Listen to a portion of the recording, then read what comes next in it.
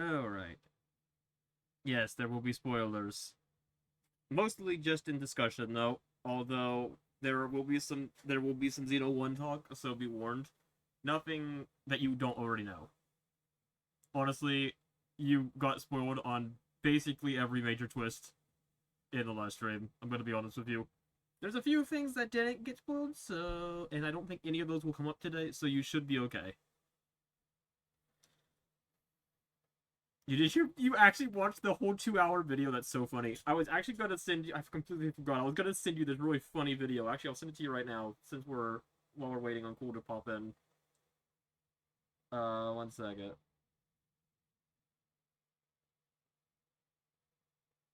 Yeah, this one. It's the perfect mix of informative and shitpost.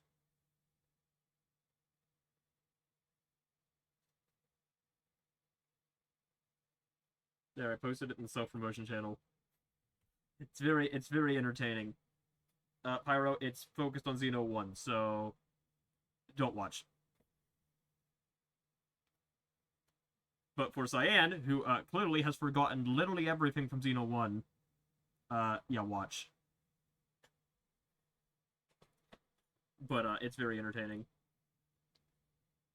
Anyways, hello Colt, hello Cyan, and hello Pyro. Today we are covering a little bit of everything, except for X. We're not touching X.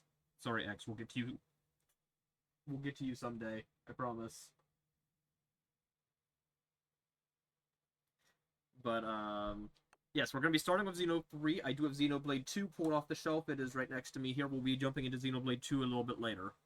As of right now, I don't really think we missed anything major in Xenoblade 1. The only thing we missed would be challenge battles, which we will be covering in Xenoblade 3 and Xenoblade 2. And the Xenoblade 1 challenge battles don't really have anything unique that the other two games don't have, so I don't really feel a need to jump into the Xeno 1 challenge battles, but I mean, maybe at the end if we're, if we really feel like we want to jump into Xeno 1.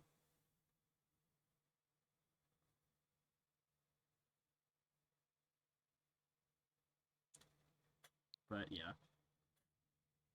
Alrighty.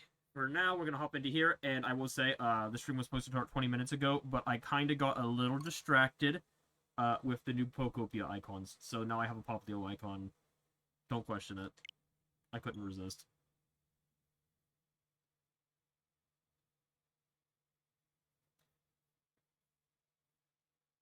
If you want one for yourself, fair warning, those icons are rotating out tomorrow, so you gotta get it today. I almost missed it! Because I have been, since we've been on Switch 1, I haven't really been checking the Switch app, because the Switch app sucks on Switch 1.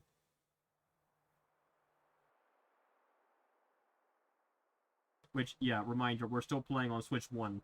I haven't booted up my Switch 2 in months because we've been playing Xenoblade 3 on Switch 1. Yes, it feels very weird still. That is true, but you could get a Poplio as a backup, just in case. You can never say no to the option of Poplio. There's also a Manaphy.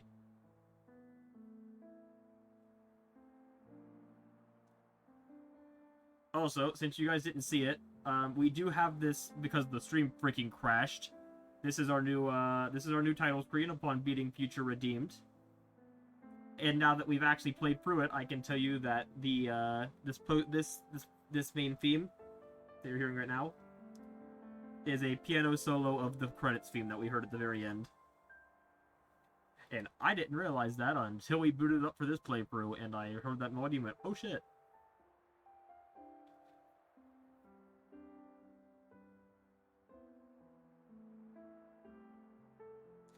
Also, since, like I said, this is going to be spoilers, we're going to be immediately going into it with another one I've got for you right now. You guys heard the credit song yesterday, or not yesterday, but 2 days ago. That's the singer in that theme, since we've already kind of talked a little bit about Xenosaga. And there is one more major connection to Xenosaga in that theme. That is the singer from Xenosaga. They hired her back. They hired her back to do the final credits theme for this game as a way to kind of tie it back into the rest of the Xenosaga. So she was the singer for both the credits for Xenosaga and Xenogears. And now she's part of Xenoblade as well. I thought that was kind of a neat little thing, and it was definitely a very intentional callback.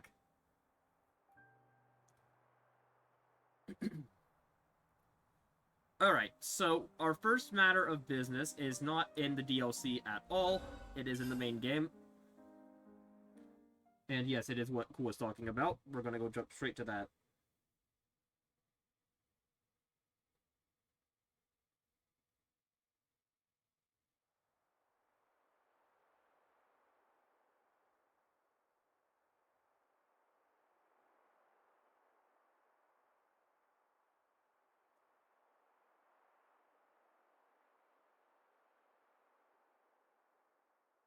Also, when did we... I gotta check... Wait. I need to check something.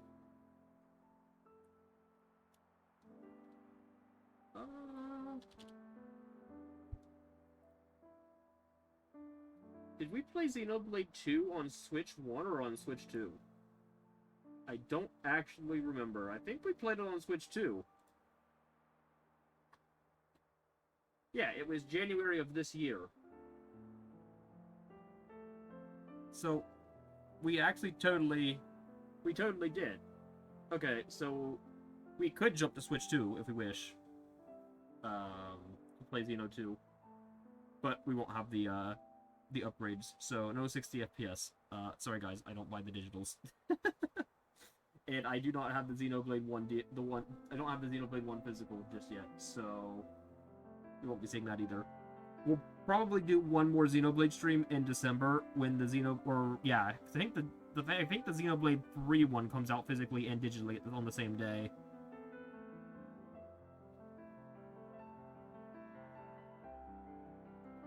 So we'll probably just do another stream then, when I have all three of them, and we'll just cover all of the new content at once. I think that sounds like a good idea. Alright. So, I do want to mention one more thing too, so be warned, we're gonna have a lot more loading screens. If you noticed on this title screen, something I noticed, Uriah has a giant, massive freaking hole in it. But, even though it's now the exact same title screen, if we jump back to Future Redeemed,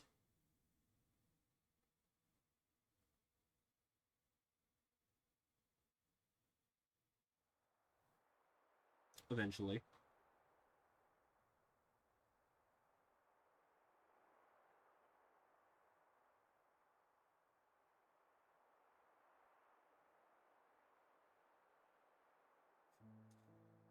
the only difference between the title screens is that Uriah does not have a giant massive hole in it, because even though it's the same screen, it is in the past.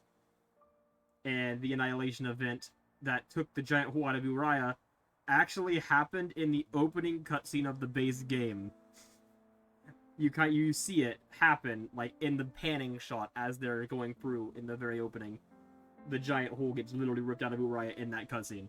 So it's kind of funny when you think about it that way, that not one character mentions the giant-ass hole in the mountain, like the biggest Annihilation event in probably the last 1,000 years, happening literal minutes before the story starts.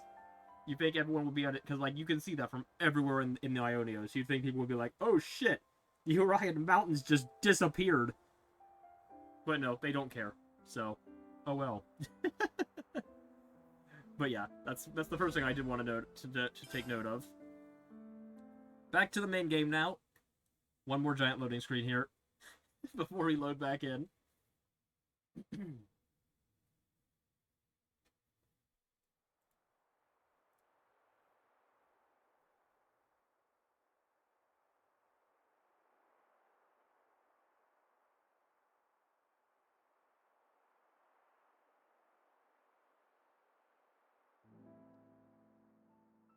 Okay.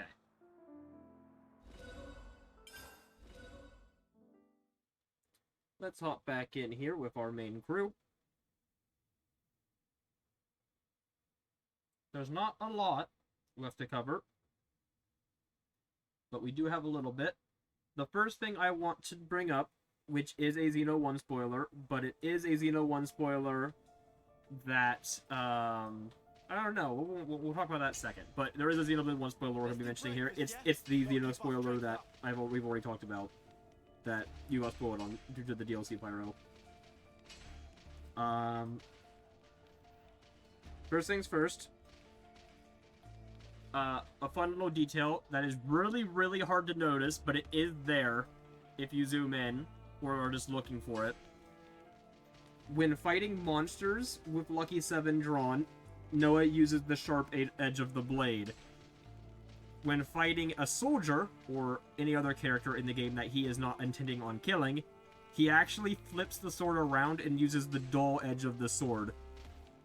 Which I think is which is a very neat detail. Again, very hard to notice, and absolutely unnecessary detail that they did not have to add. But he actually does do that. And he will even swap it mid-fight. If, say, we're fighting both soldiers and monsters at the same time, he will flip it mid-combat if you change targets.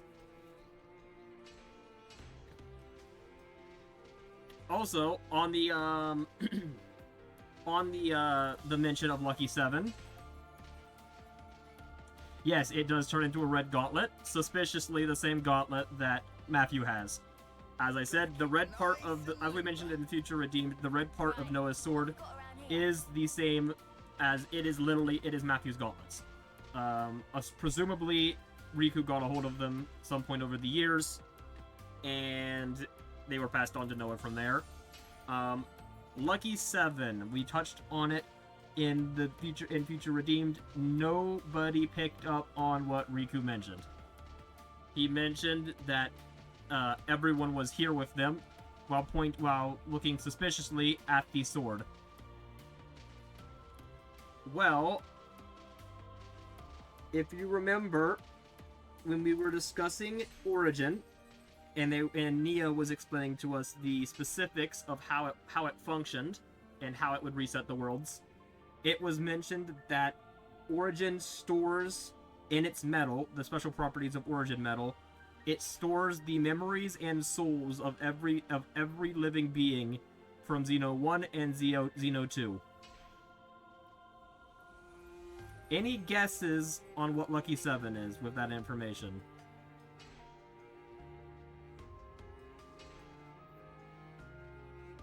Right, what have we got around here?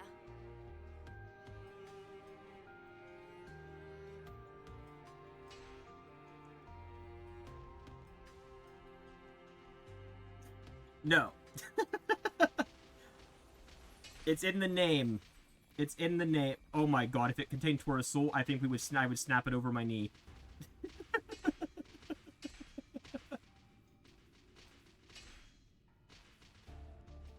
Yeah, not Xeno 3 characters.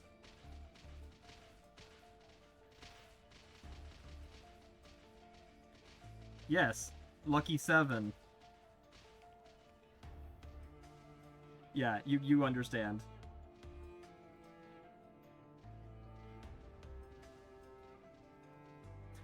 Lucky 7 houses Fiora's soul.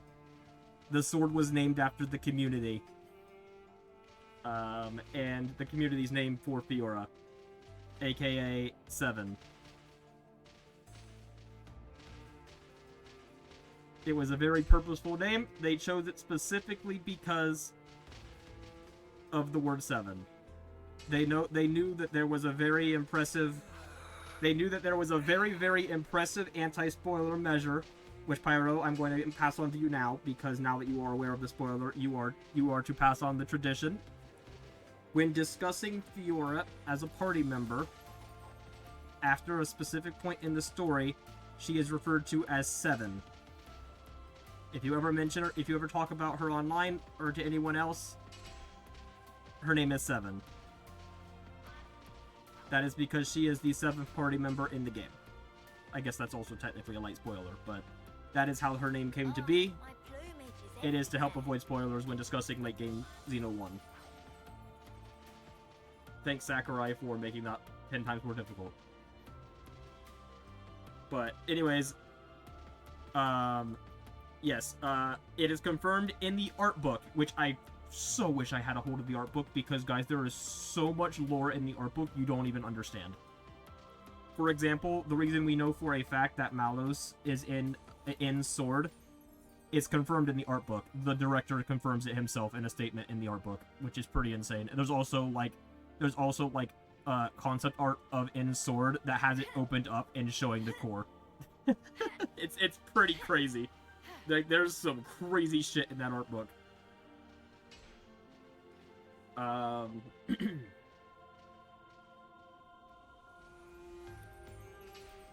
As for Sagiri, I don't believe so, actually. I honestly do not know what Sagiri is. It could very well be a callback. However, I actually do not have an answer for you on that one. She is not a specific character from Xeno 1, if that's what you're asking, or anything like that. Is she referencing the concept of specific characters from Xeno 1? It is possible, but I do not know. Oh, cool. You want to know what's worse? It's not just the art book. So, in Japan, and in Japan only, there was... You guys remember Siren from Xeno 2? The big giant-ass robot that Numa could control? That shot giant-ass lasers and obliterated everything? There was a crazy, like, 2-foot model kit of Siren that released in Japan. And in the instruction booklet, there is a shit ton of exclusive lore for Xeno 2 and the entire trilogy that is all about Klaus and his original world. It explains the entire Siren War and all kinds of shit. It's pretty nuts, and it's all canon. And it all comes straight from the director. Yep. So we'll be discussing some of that too.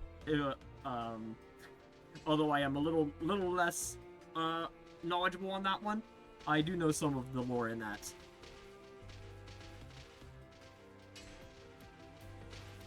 You meant the fact that Sagiri's referenced to as number 7? Honestly, I didn't consider that, but possible. Yes, could very well be a reference given the character. Hey, did you guys hear something?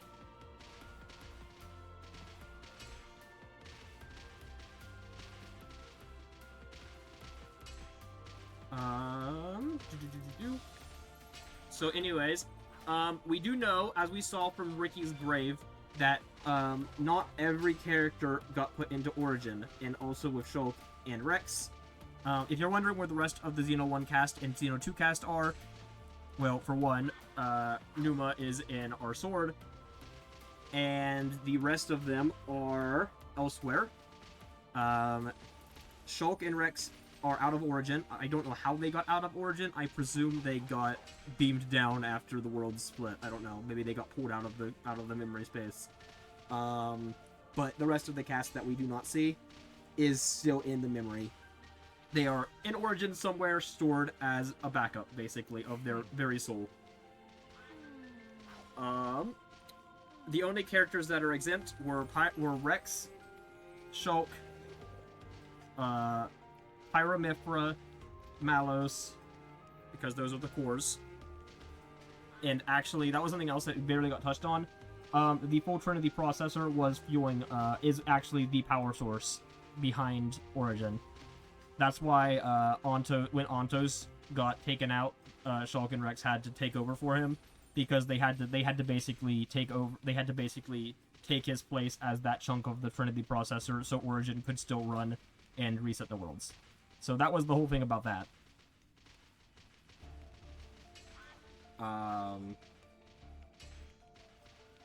So they were not included in the memory space because they were literally running the damn thing. Which, yeah, that does explain why they could have built that thing in the first place. There's nothing else in the world that could power it, aside from, you know, the giant 4 crystals. But as I mentioned, Ricky was not included. There is some weird Nopon lore. None of this is confirmed as far as I know. I could be wrong. It could be in the art book somewhere. I don't have I haven't looked at the whole art book. Nopon are excluded from the entire cycle of the world. The entire thing. In fact, you know what? We're gonna take this discussion elsewhere because we need to find. Let's go somewhere a little more interesting.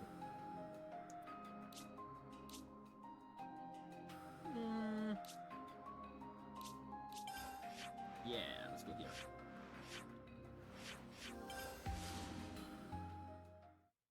God damn. Thank you, Cole. I appreciate it. 27 months is crazy. But, Nopon, I'm not entirely sure the lore reasons. There's some fan theories, but the main concept and idea is that Nopon were, for whatever reason, excluded from the cycle. There's something about them. They were not included. They also, I would assume they were put in the memory space, because they would have to have been to even be here in Ionios. This whole world was created by Origin. If you weren't in Origin, you weren't here. But Nopon are not part of the cycle, and like Shulk and Rex, they do not age. I have no freaking idea how old some of the Nopon in this world are, but it's implied some of them are pretty damn old. Fix this. For example, Riku was literally, like, was in Future Redeemed, and Future Redeemed, I believe, took place, like, at least 1,000 years before this game. And I don't know, did we ever discuss Riku? Like, actually discuss Riku and his bullshit and all his secrets? Did we ever discuss it? I cannot remember.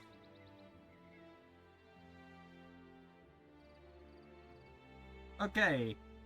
Who wants me to pull the band-aid off? Yeah, we're gonna pull the band-aid off.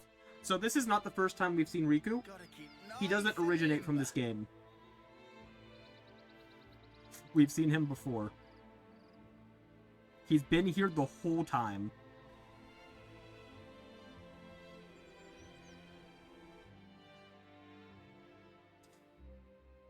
In fact, do I take out? Riku is one of Ricky's 11 children. He is in several cutscenes. Huh? Hey, did you guys hear something? There is a blue Nopon.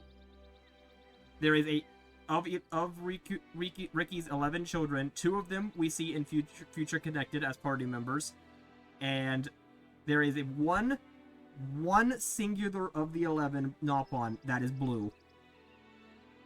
It is Riku. He has been here the whole time.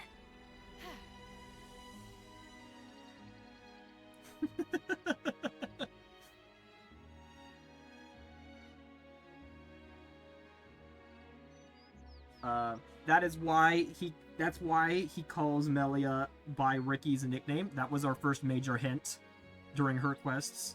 And also the fact that he, remember that cutscene right after we freed Melia?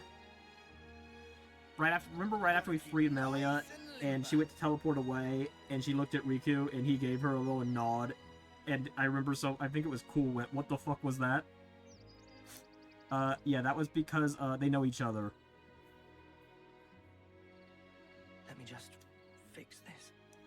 Presumably, Riku knows the entire Xenoblade 1 cast quite well.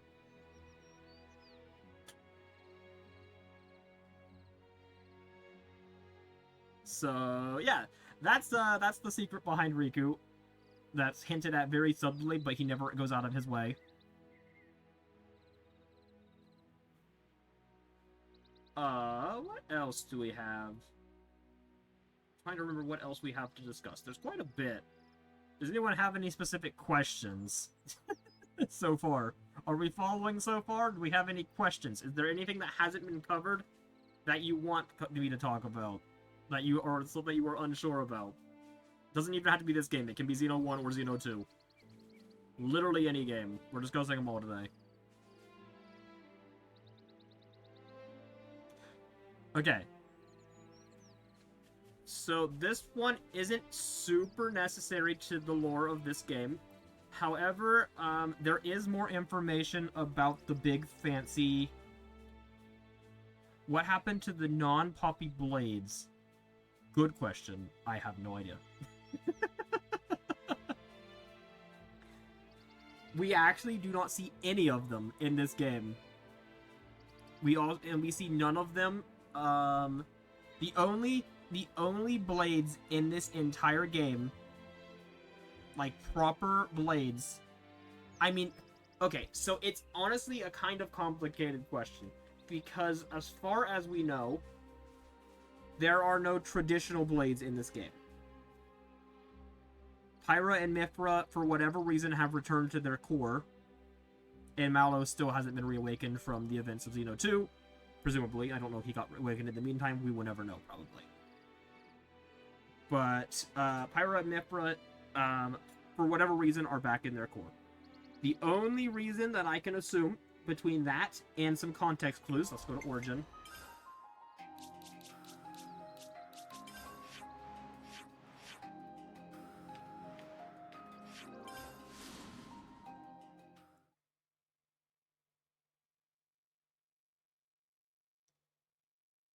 is that every blade, presumably, to me, is that every standard blade in the game, and presumably most rare blades, return to their cores at the moment of the worlds intersecting.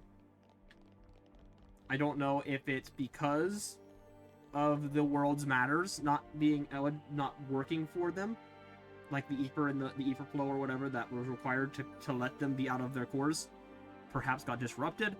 My guess is that every single blade in the world returned to their cores in that moment.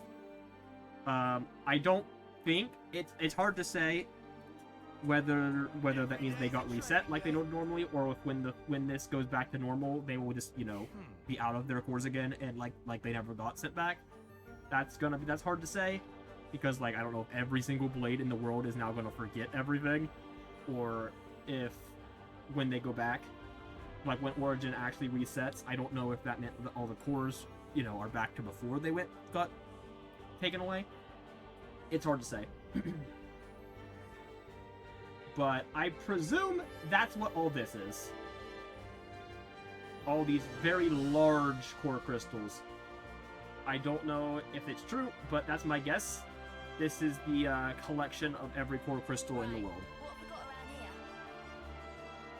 I would presume so, yes. As for your second question, Senna has Bridget's hair. It's her kid. That's the confirmed answer. Senna is Bridget's kid. I mean, we know for a fact that Blaze can have children because I mean, hi Mio, how are you doing? But yeah, Senna is Bridget's kid. There are a few others in the game. Like, we kind of glanced over Ashira a little bit, how she is probably Dunban's kid. We saw 2 in the DLC. Linka is Zeke and Pandoria's kid. Charlotte, what's her freaking face? Panacea is Charlotte's kid. Yes. I mean, I think the thing with them, what's different about these characters is I'm going to assume they are not full Blades because of the fact they are the offsprings of Blades, and presumably non-Blades.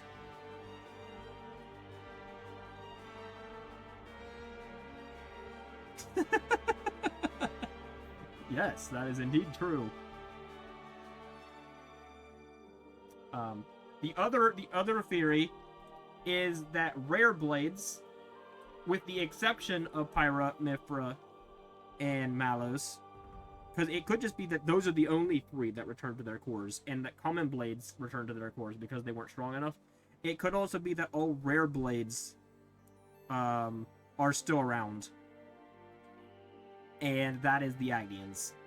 It's hard to say because, I mean, I can't imagine, because Taion mentions that every single Agnian has a core crystal. Not just some of them, every single one. Gotta keep nice and limber. So to me, that's kind of strange, because obviously not every person of the Xeno 2 world had a core crystal. Just the blades. So it's kind of awkward in that regard, because it very well could just be... It very well could just be that Pyra and Mithra only returned to their core to fuel the Trinity processor for Origin. That's my guess, is that they purposely returned to their core for that purpose. They couldn't fuel it outside of their core, so they returned to their core to be inserted into the Trinity processor and run this.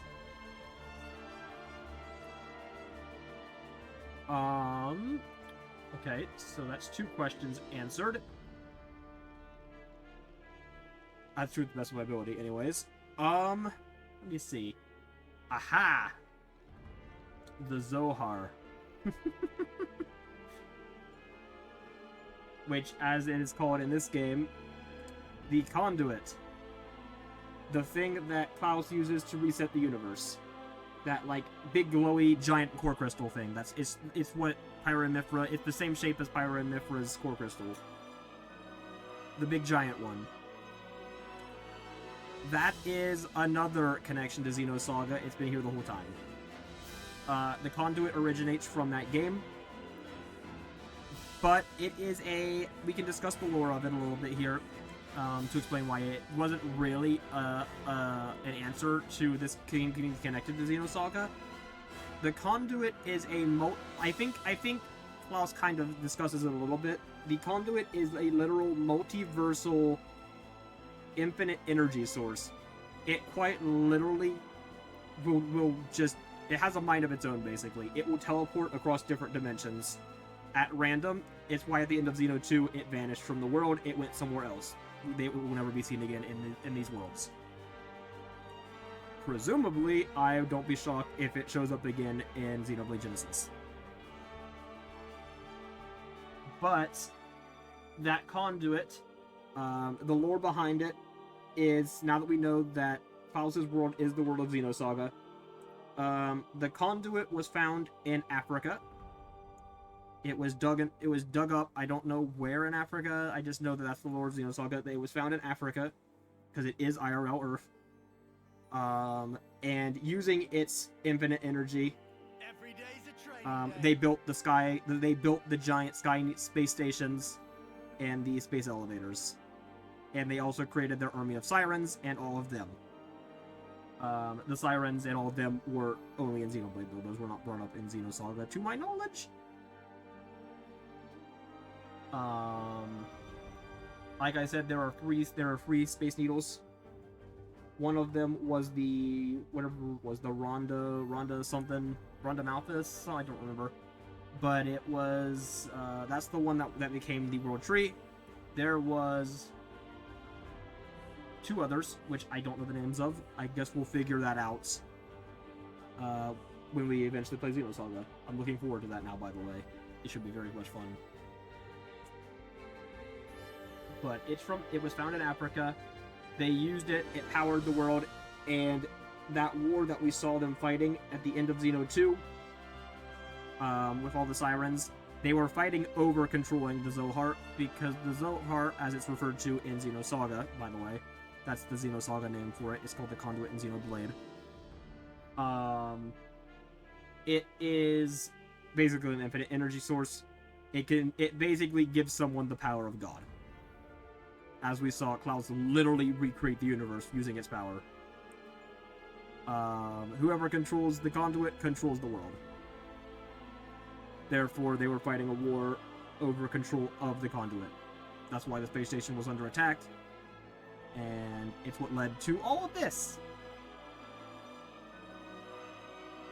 But yeah, other than that, I think we've just about covered most of the lore. Again, if anyone has questions, ask. I'm almost definitely missing things. But we're about 40 minutes in, and we've done nothing but discuss lore. Like I said, there was a lot to talk about. Let's at least go and start to make a bit of progress on our actual content for today. And I will continue to answer questions if anyone has any, or if anything else comes to mind.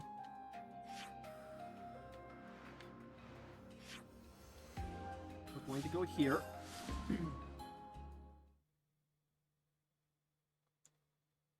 Okay.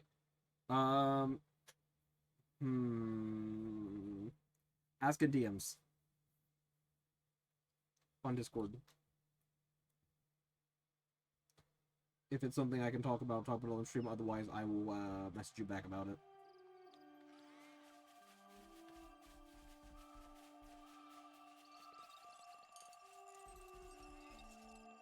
The Trinity processor, as far as I know, was basically a device created to harness the power of the conduit. They couldn't just control it normally. It wasn't something they could just reach out. It wasn't like the freaking Triforce or whatever, you know. Even though it has a single even though it basically works the same as the Triforce, you can't just put your hand on it and use its power. It's too strong, it would kill you. So instead, I believe the Trinity processor was created to fuel the, to basically run the conduit. I believe? Or no. I believe, yeah, the Trinity processor runs the space station. Originally, it runs the space station, it controls the sirens. I cannot remember if it also has control over the conduit, or if it was created from the conduit. Because we know Alvis is a supercomputer. So the Ontos core is a supercomputer, aka Pyra and Mithra and Mallow should all be super... They are also presumably supercomputers.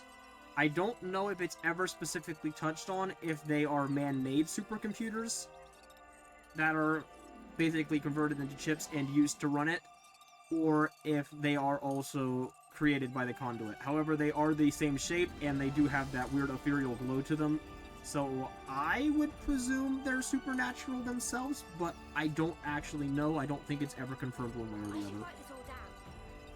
Alright, let's see, what you got, Cyan?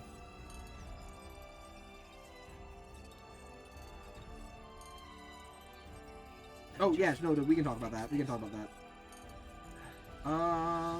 Forgot her name, but the Mechon Soul Lady was a human in the real world like Klaus. Why did she appear in Xeno 1 but not in Xeno 2, since Klaus is in Xeno 2? I believe it's because Klaus himself was the actual activator. He was literally at point zero. He shoved her back.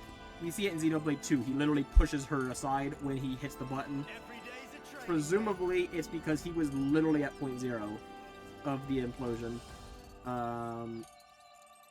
Galea, her name, was... She actually, wait, no. I'm giving wrong information. She is in both worlds. So, unfortunately, unlike Klaus, she did not get a very pleasing end. We find her name badge in the land of Morafa. It is on the ground in the room where we fight one of the giant monsters. The giant, like, demon creatures. Actually, Cyan, you missed that stream. I do remember you missed the Morafa stream. There was that giant, like, black... I don't remember what it was. There was this, like, this giant, like, abomination creature. And they were like, holy shit, what kind of monster is that?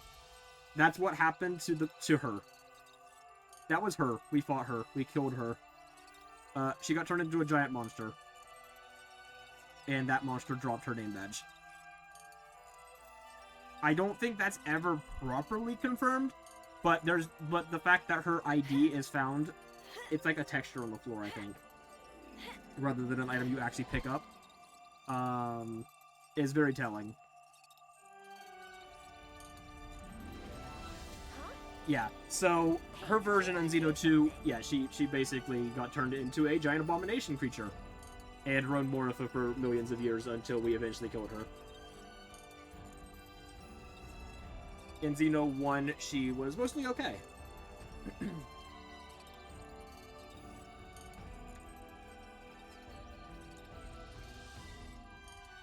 Honestly, I don't know if it's ever explained why that happens.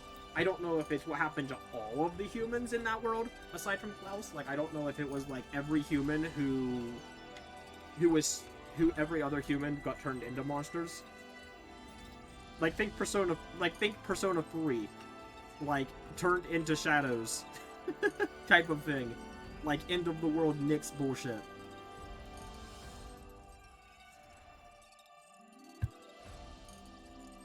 Like, I think that's basically what happened.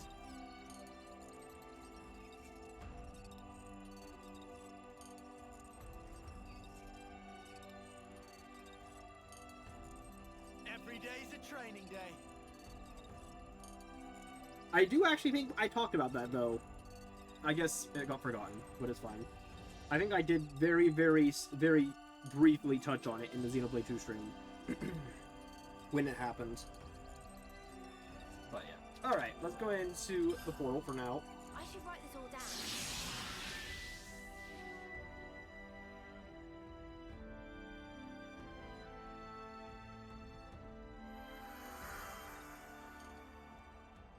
Alright, Land of Challenge. Hello, Mr. Arcsage, sir. We have Time Attacks and the Arcsage's Gauntlet, which I do want to... We will play now. We will be playing that today.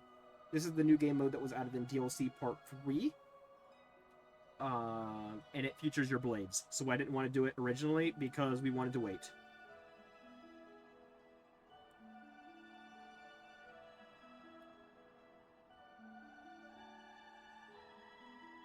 Okay, yeah, there's definitely a lot you still do not know, I will say. I'll give you that. You know a couple of the major plot twists, but no, there are still more you don't know. So I can work around that. But yeah, for right now, we're going to go into Time Attack. Arcade come up with new talents. Yes, this is the thing we got for beating Future Redeemed. It wasn't just in the base game that we earned these. If I scroll to the bottom, we now have... Oh, well, there's a whole bunch of them. Okay. These are actually kind of cool. Wait, we got... N and M. We have to fight them simultaneously? They are better. Okay, well, we have this. In this challenge, you will not be able to use Chantac. Okay, so we have...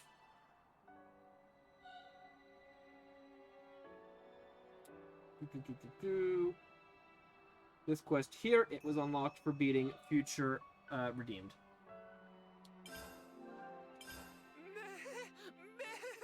Arcade on tenterhooks. Okay, buddy, calm down.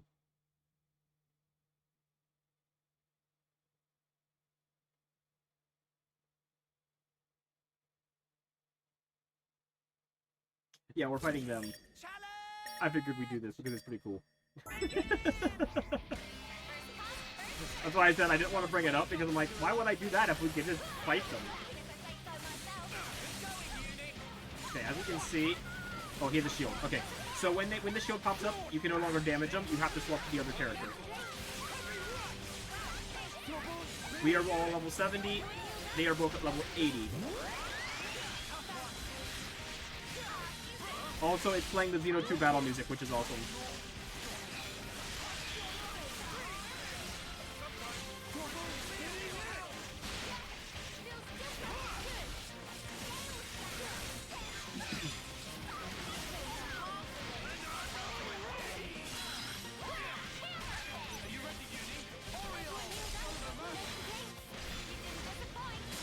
We got this. Challenge battle or not, we do have Lucky 7. So we can still draw Lucky 7.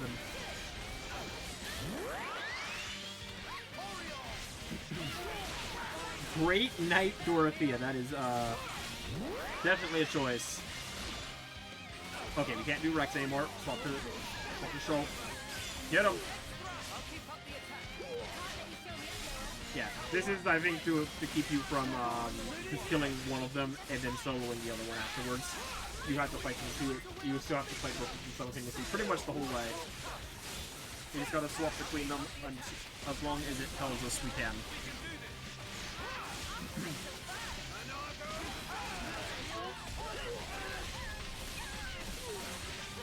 We love the Land of Challenge. Nothing makes any sense. Because we should not be able to fight them. Also, we're in the city for some reason. I just noticed that. I'm not sure why we're fighting them here, but sure. Oh, hell yeah. Alright, sorry, Shulk. Watch, he should use the dull edge. He is using the dull edge, you can see it. Yeah, the dull edge is facing Shulk instead of the sharp edge.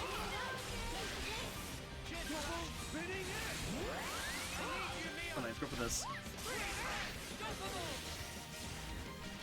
Oh shit. Hold on. Gotta swap to Rex. Okay, go.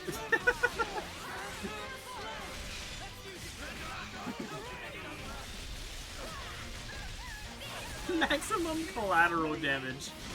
Common or Byleth, but he said no. What is wrong with you?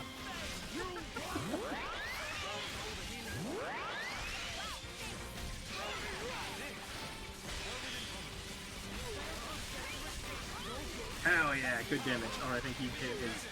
Did he shield him up? Holy shit, the shield hit him up. You're still going, Rex? Alright, buddy. I'll keep smacking you.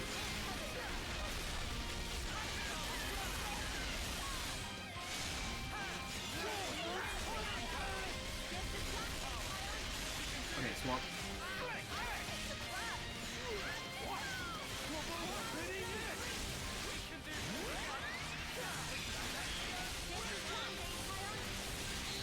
Come on, sword. I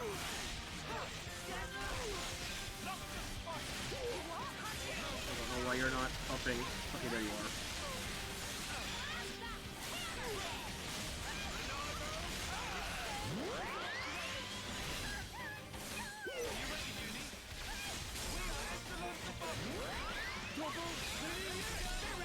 Sword, why you know give me the final lucky 7. Please, I beg.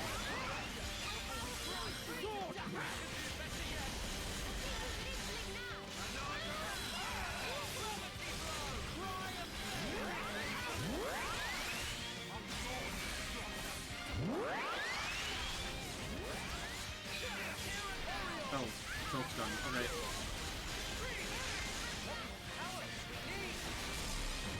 Okay. There was a half. Oh, Rex is almost dead. Are we gonna kill Rex from here? I don't know. We'll find out.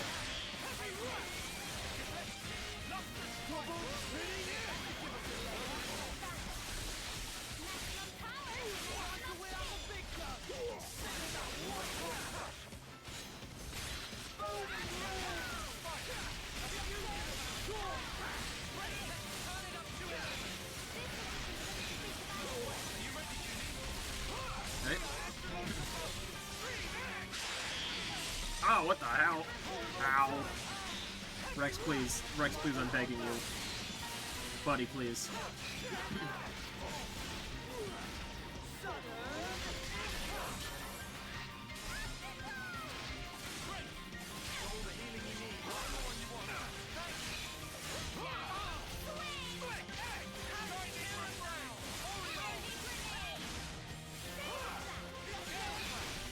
Shulk for a bit. Rex is almost done. Oh no, Neo's dead. Lands, please. Lands, help. Lands. Lands, please. He's spamming double spinning edge. That's not good. Eno, please. Eno, I need you.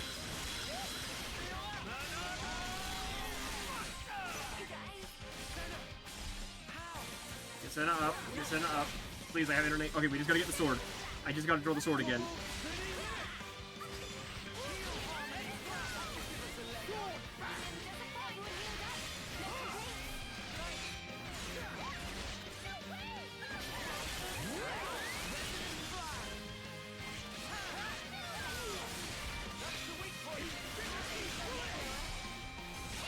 Okay, swap the Rex. What the hell was that? Okay, sword, interlink.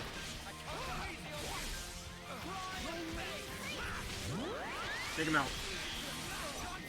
Got him. Shulk, why are you going Super Saiyan? What the frick is happening?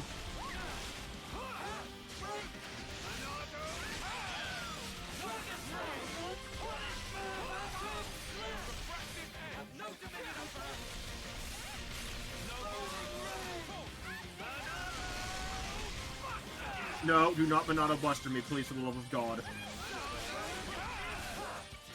I need you to just not be doing that, please. No, I didn't quite get there.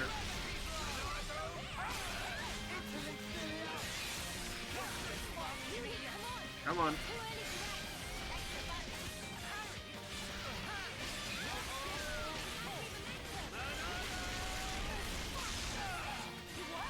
So please, for the love of God, stop using Banana Buster. Yes, healing, please, thank you.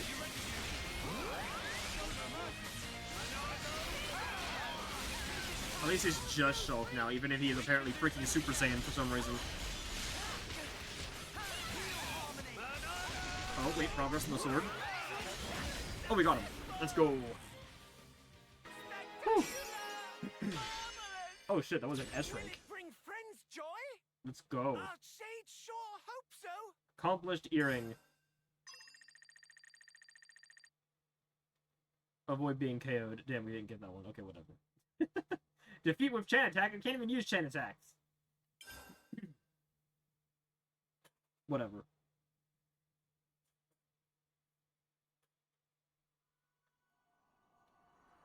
Hooray! As a reward for completing the challenge battle, the two saviors, Shulk and Rex, have joined the party. Yeah, I lied. There was more to it than that.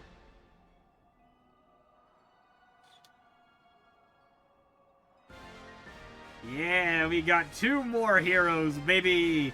Remember I said that... Remember I kept saying, or are there? We got all the heroes, or did we? Yeah, now we have all the heroes. Shulk and Rex, Shulk and Rex refer to other heroes in two ways. Their classes cannot be learned by others. They will not appear in event scenes. Okay. Hey look, you got Rex in the party right now. We've got Grand Marshal as Shulk's class, which again we can't share it, and Master Driver as Rex's. Nope, this is it. There is one last spot which is going to be taken up by the new hero in the Switch 2 edition. We still don't know who it is. I would bet anything it is probably the final of Rex's kids that we don't know about. Who is currently being dubbed Mifra Kid. That is my guess as well, is that it'll probably be whoever Mifra's kid is. It's the one major remaining mystery from this game. So, whoever they are will probably be our final hero.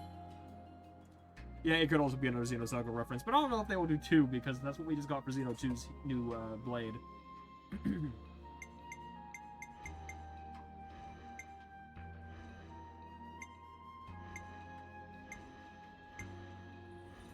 Also, I do... Can we... Allow me to safeguard you, and all that we stand for. I'm giving you the best of me. Allow me to safeguard you, and all that we stand for. Okay. I'm not sure if this affects music. We can check afterwards. There's no new songs. Before you asked, there's no new songs. I know that for a fact. I don't know if they might play their original themes battle themes maybe, like Time to Fight and Time to Fight.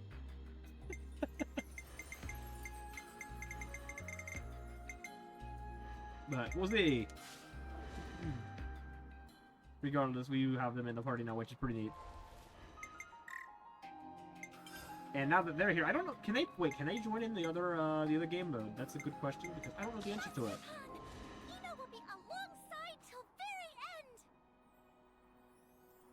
That accessory makes it so any physical attacks you use act as if the enemy defense is 35% lower. Oh, that's pretty good. Yeah, that's pretty good. Probably pretty good on Noah. Right, what have we got around here?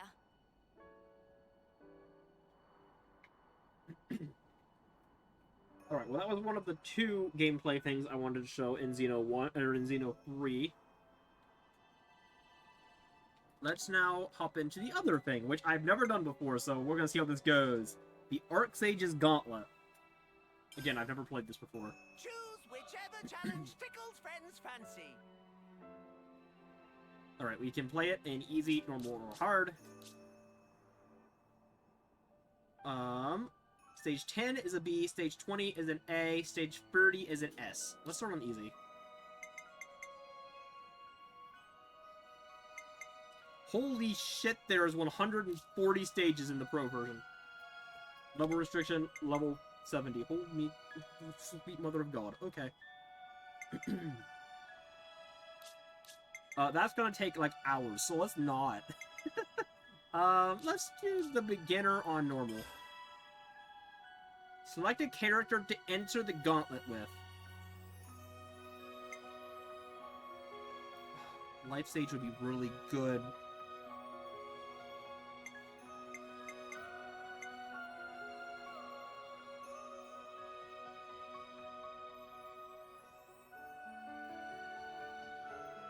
I think I'm gonna have to go Noah because he gets lucky 7. This challenge is real argy-bargy. Commence! Archsage, please, for the love of God. I know you're excited, but oh my God.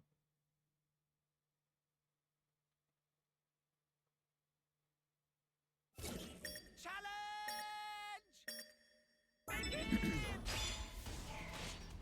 Alright. Oh shit. Alright, the Nop Watch is a feature unique to the Archsage's Gauntlet. The gauge depletes over time, and when it runs out, your entire party will suffer negative penalties. Uh-oh. The free penalties are greatly reduced HP recovery, rate of recharge, and ally revival speed. You can refill the Nop Watch gauge by spending your score in the shop. Be sure to top it up before it runs out, but beware it'll cost more with successive acquisitions. Oh boy. Okay. Oh, you died real fast for me. Okay. Wow, I'm only 5 levels higher. I don't know why they died so fast. Yes, this is a roguelike mode. Hooray! You figured it out very quickly. I was kind of waiting until we got the shop active. But yes, it is a roguelike.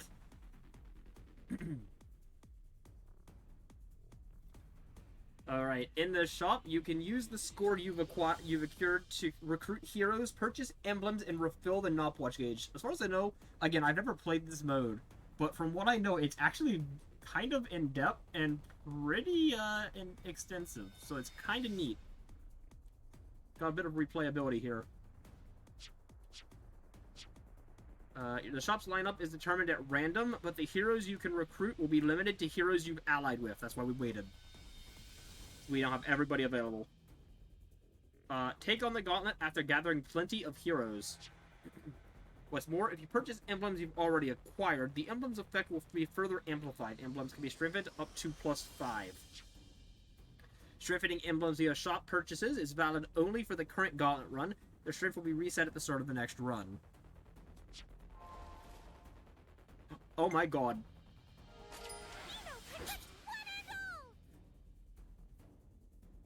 Alright, run's already cracked. We win.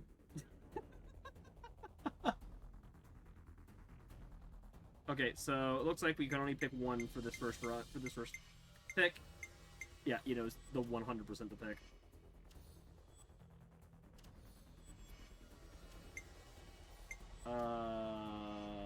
Shuffle? No, I don't have. Okay. Recruit a hero 1. 2 is 0. I'm confused on that part. Guess we'll figure it out. Okay, I think we're good for as far as we can go, though. Choose one hero on the house.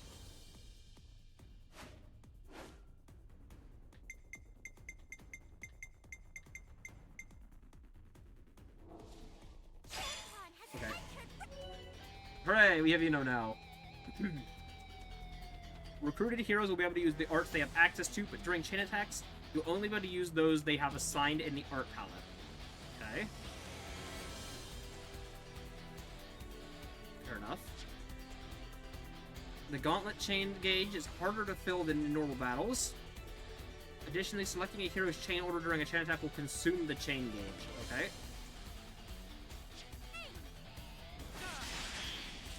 Okay, we're still not really in threatening territories. 2 more of those. Okay, hooray. Shuffle tickets. You can use shuffle tickets to change the shop lineup. These can be acquired by defeating fierce enemies at key stages or rarely encountered lucky monsters. You carry up to 3 shuffle tickets at once, and the number you start each run with will increase as you ally with more heroes in the main game. Okay, so we get 3 of them because we have everybody. That explains that. I mean, I really want the healer, but at the same time... It'll be my pleasure. What's happening? We're getting all the cracked people. Also, I guess that's our answer. Rex is in fact available in this mode once we unlock him. Well, I can only hold 3 at a time, so I might as well use one. Oh. Never mind. I'm not allowed to buy multiple for this one. Okay. Fine by me. Be all that you can be. Hi, Rex. No, we need a healer next. I'm really hoping we get Mio because she has the life sage. Or if we get Nia. We need that life sage, that really busted healer class. It's not possible to interlink in the Archsage's Gauntlet, but to make up for this, you have the power to activate Launch Charge by pressing... Oh, okay, I can just launch all. By activating Launch Charge, you can send all enemies into a launch state. The Launch Charge gauge rises as you defeat enemies. You can store up to 3 charges. Using the Launch Charge will also trigger bonus time, during which your score will build up faster than usual. Attacks dealt to foes will also contribute to the score, okay?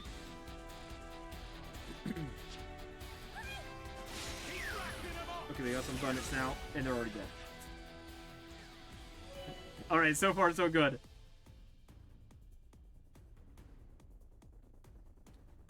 Emblems are items that help assist your full roster of allies. Purchase emblems from the shop, and their effects will be present until the end of your gauntlet. Okay, we're still in freebie mode. We're still in tutorial phases. I see. Speeds up the performance and frequency of auto attacks, but slow recharge. That seems not great. Pass on that. Boost healing power greatly. Additionally, boost max HP slightly. That's probably really good, even though we don't have a healer to make use of it yet. Boost attack mods from emblems for each 10,000 in your score. Ooh, wow. Okay.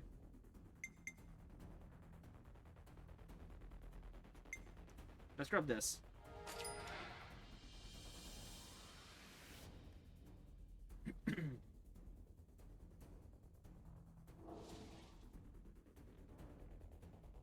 If there's no other way, then we... The enemy's level has risen. To complete a stage without any party members being incapacitated, you will receive a score multiplier. This will max out after completing 5 KO-less stages in a row. Go all out. Okay. Let's see what they've got. So far, so good.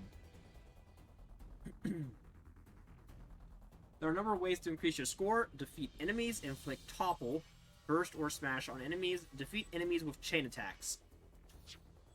Hit enemies with attacks during bonus time. Use a launch charge to initiate. Receive certain boons through the Archsage's Whimsy. Okay. Following situations will add to a multiplier to your score. When successive stages have been completed without letting a party member be KO'd during bonus time, while effects of certain emblems are active, earn a high score and make your team the best they can be. Alright. Okay, now we have to actually buy stuff. Curse to attack. Lowers max HP slightly, but boost attack based on the number of cursed emblems held. Oh, wow. So a bonus, so you get bonus damage of 8% per curse. Interesting, but it does lower your max HP slightly. Although our other one did raise our max HP slightly, so this would kind of just counteract it. Faster chain build. This speeds up your chain attack gauge, but slows the launch charge build up. That seems pretty good because it's 10% lower charge build, but you get chain attacks 30% faster. Boost maximum HP greatly. Additionally, boost healing power slightly. Okay, so this is like the same thing again, except better. 40% more max HP and another 20% to healing. Middle one seems good. So does this. Wait, can I buy both? Am I allowed? I'm gonna go with this. Oh, it does let me buy both. Sweet. Okay. I'm gonna buy both of those. Might screw us later because we're not having much money, but we'll find out.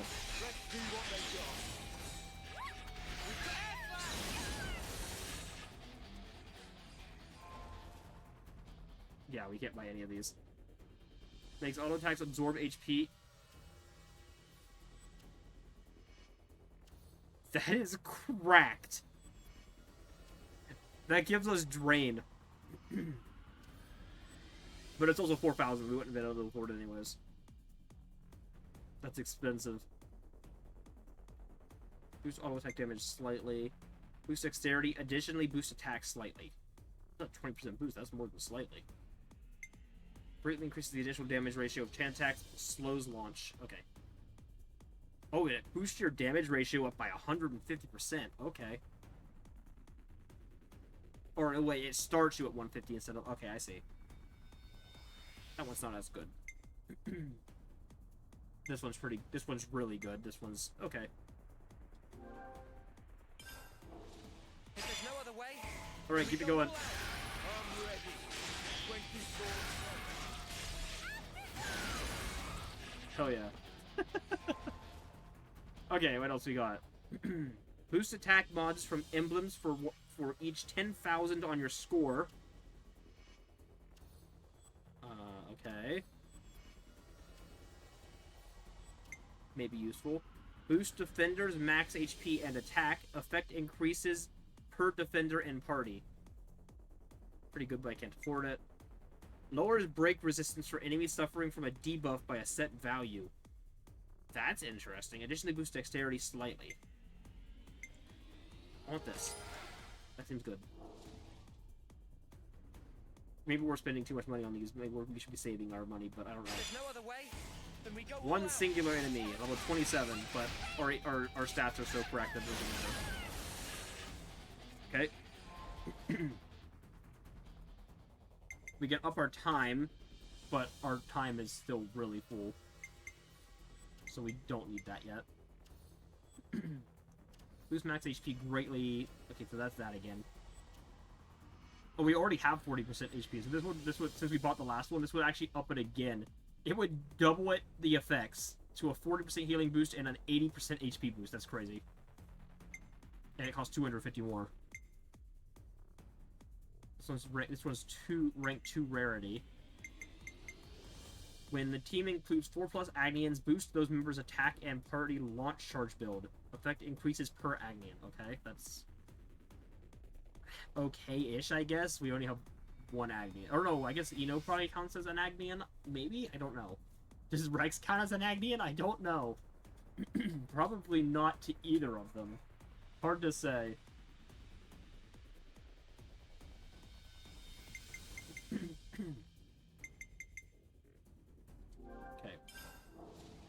If there's no other way, then we go all out. We've got them pinned down. Okay. Does he? Oh, he does. I see. Yeah. Oh, Eno counts as a Nopon. That's the Nopon symbol for Eno. That's funny. But also fitting.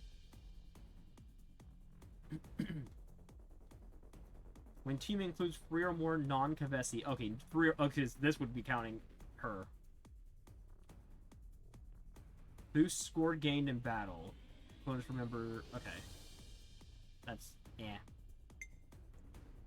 grants auto attacks an area of effect. Holy shit! AOE auto attacks. Boost auto attack damage slightly. That's pretty cracked, but it's also really expensive. We can't afford it. Okay.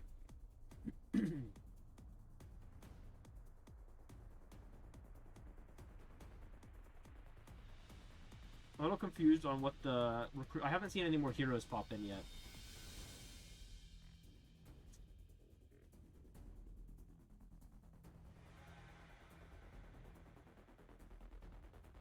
I'm assuming they can just pop in at random, but we can actually see which we have. Which ones we have. Okay, so there's actually a lot of them.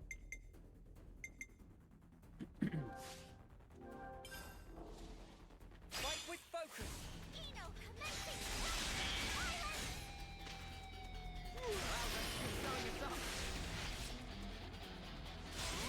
Okay. Cross blade. Oh, there's a Shira. Want a healer. Do I take her or do we wait?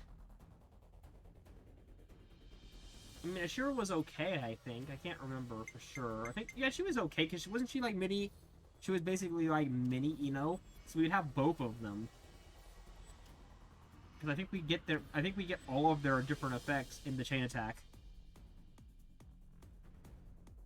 So this is maybe worth. Focus healer. Boost healer's max HP and attack. Effect increases per healer. I have 0 healers, so that's useless to me. We really need a healer.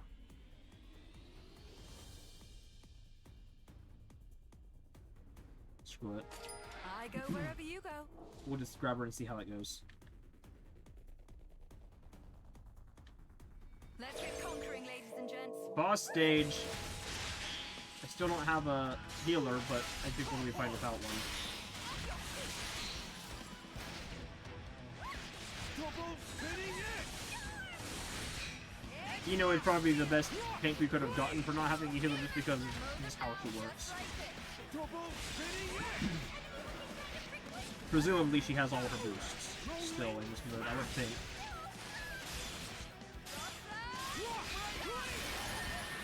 Okay, Boss's Vanquish, we got 1 extra shuffle ticket.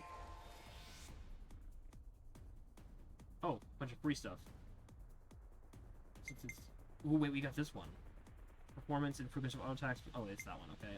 Boost attack mods for emblems for boost hero power greatly. Boost max HP slightly. This. We still have 0 healers, but can I? Okay, still can't double that. If there's no other way, then we go all out. Okay, we need to get to 5,000.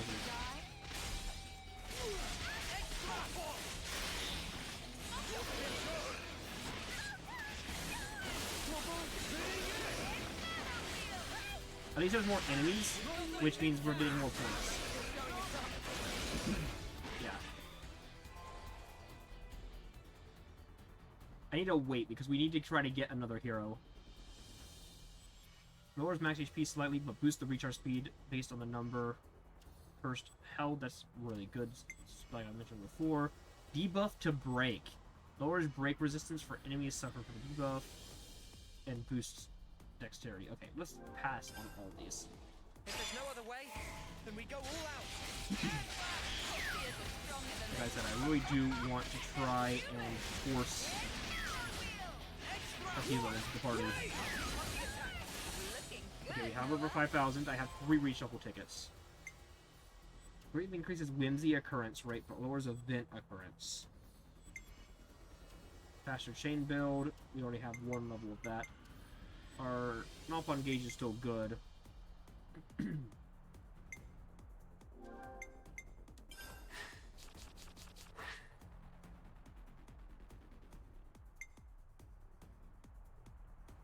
Agility and max HP.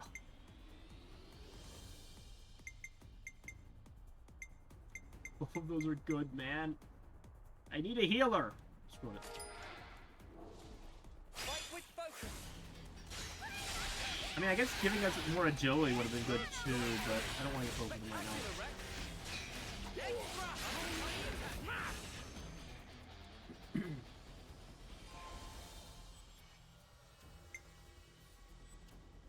don't have 5,000, so let's back out. Fight with focus. We need to get to the 5,000.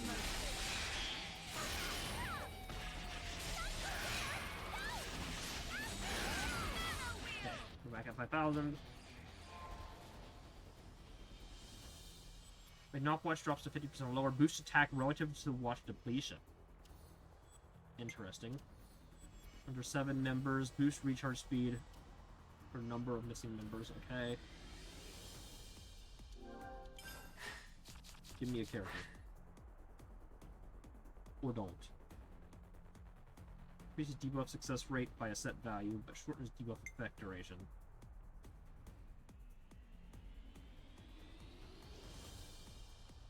Ooh, that's really good too.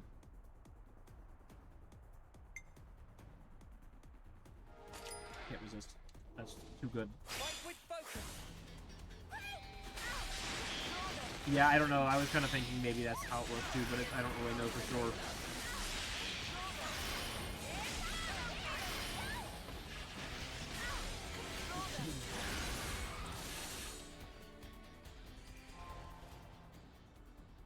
Okay, we can get boosts to these, but we're not going to. Firstly, close chain attack gauge on executing smash or burst. Okay. If there's no other way, then we go all out. Are you ready to die? Air flash. He's cracking them off. Extra. Stronger than they look. Mow them down just like this. Okay, boost that 50%. Oh, those are worth 600 points each. Nice. Okay, still no heroes. Boost attack slightly and increases debuffs. Greatly increase the initial damage ratio of chain attacks.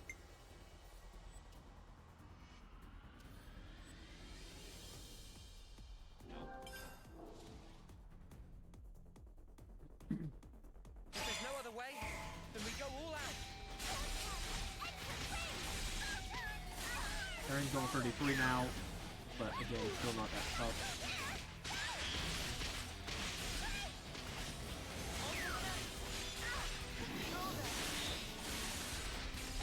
Our lack of a healer is starting to become a bit problematic now.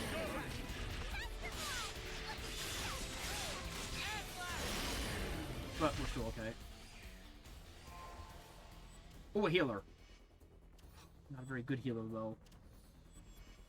I don't want to shuffle, because if I shuffle, I might not get another healer. I think we have to take him. He's better than nothing.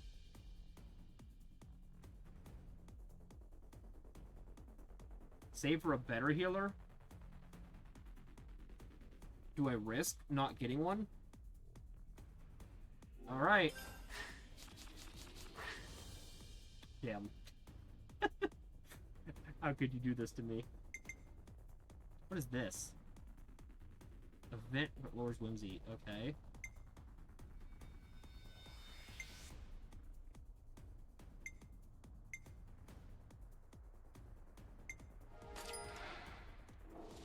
Fight with focus. Can't believe you've done this. You're so motivated. You're showing us up.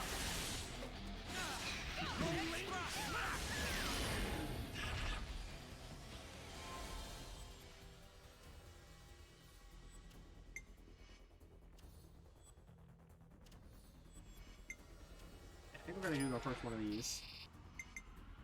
And we're gonna use this. If there's no other way, then we go Just all keep out. boosting our attack. Single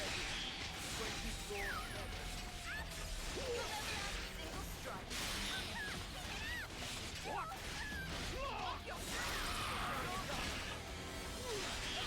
Double spinning it! I'm actually really liking this game, but I'm gonna be honest. I might try the 141 off stream. Combo to chain. Partially close the chain engage, but on executing smash or burst. Okay. Greatly increases the event, but lowers whimsy occurrence. No effect in beginner.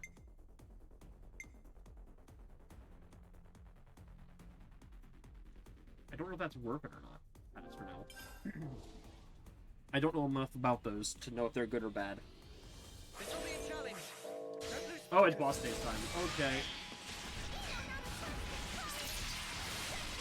This might go poorly without a healer.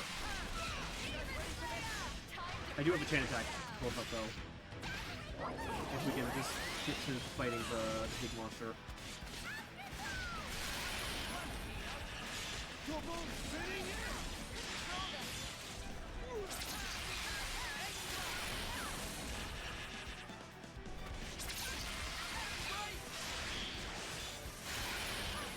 Okay, lost time. Shira's is already half dead.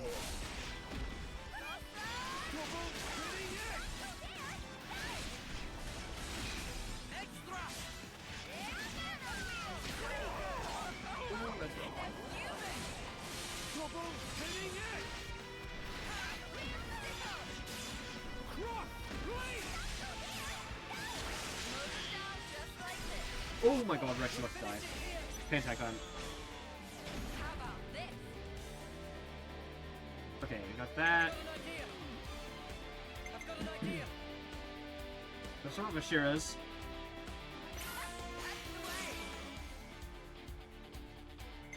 We have no healers, so we can't do anything fancy with that. Oh my god, that did so much damage.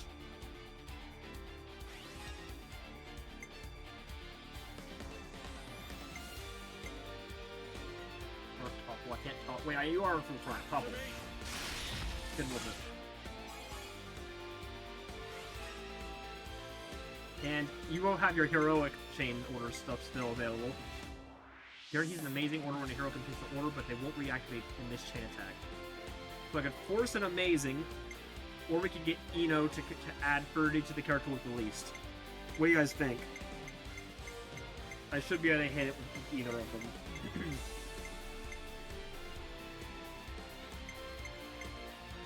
This is the fun part about this, is we get multiple.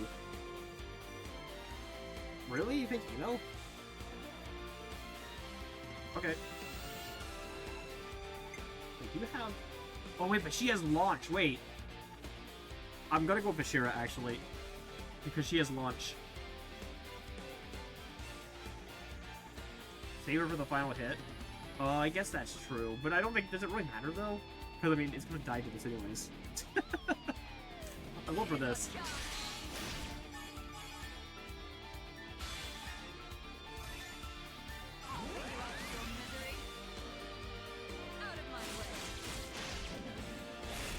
Yeah, like, we're gonna kill this thing regardless.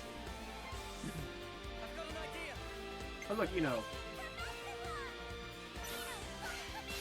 We can really get our damage percent up real freaking fast.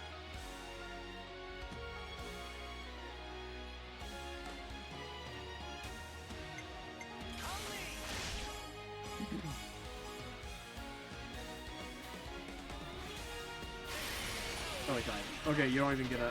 That's nice. Okay, fine.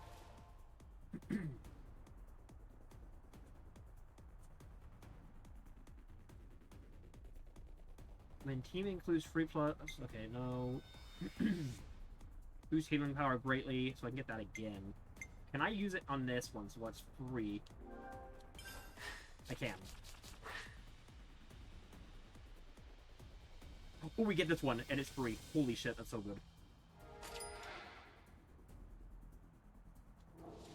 That's the choice. It'll make up a little bit for our lack of healer. Not by a lot, but by a little bit.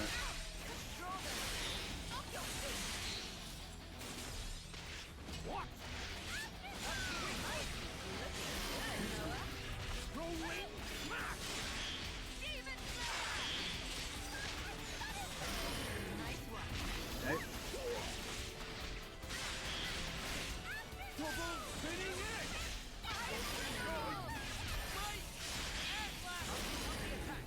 Okay. Easy enough. We have 14,000 points, by the way.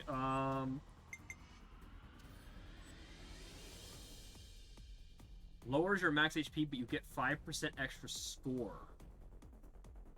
I don't know if that's worth. That's a lot. That's a huge max HP down. Increases debuff success rate, but shortens debuff effect duration.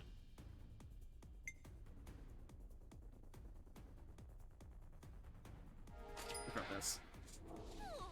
Keep your heads or lose them.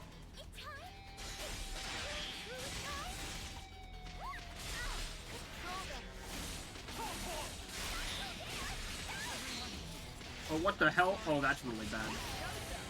What just happened? Focus your attacks on one guy. Okay, I think we're still gonna be okay. Ino is carrying for us now. Whew. That one was a little spooky.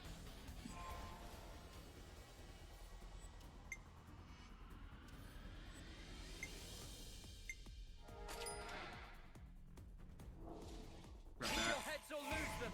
Do you really think you can kill me?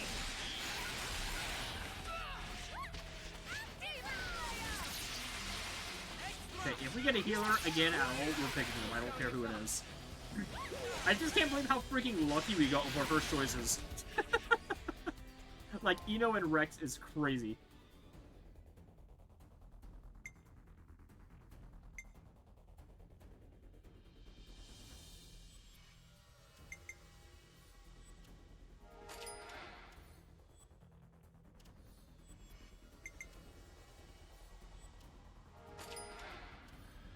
Okay, now we have 40% faster chain attack building, and better on that. We still have 5,000. Keep your heads or lose them. Keep your attack focused. I hear Okay, gauge is below 50%. Stay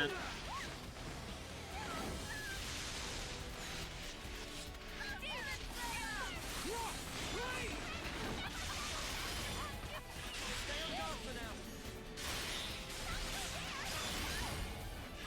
Okay.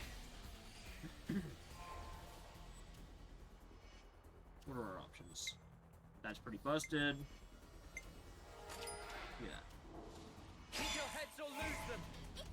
Okay, our HP is definitely way higher than it was before. Good job. Keep attacking me. Okay, Shiro has aggro. Okay, nice. Easy peasy. Oh! Okay, we just gotta take her. Restores HP with crits and guides the flow of battle with unique field effects. Okay, yeah, that seems worth it. Just grab her. I'm fully equipped for action.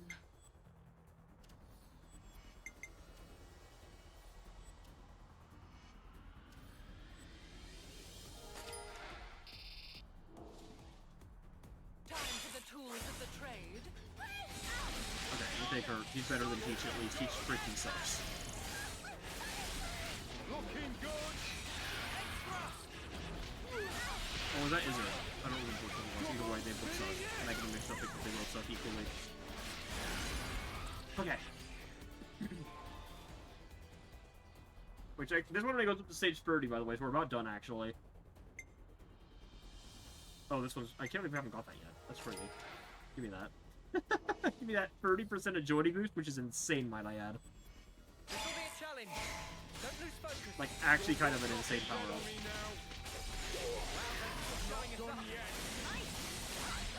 You just turned like that affects everybody, not just your tanks.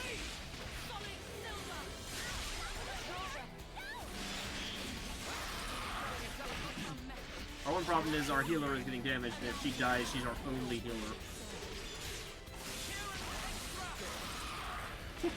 Okay. I don't think we're gonna get enough points in time to get another character, so it's probably worth just getting this. Boost the healing power again. This will be a We've only got a challenge. couple more rounds Don't left, lose so... focus. Dead on me now.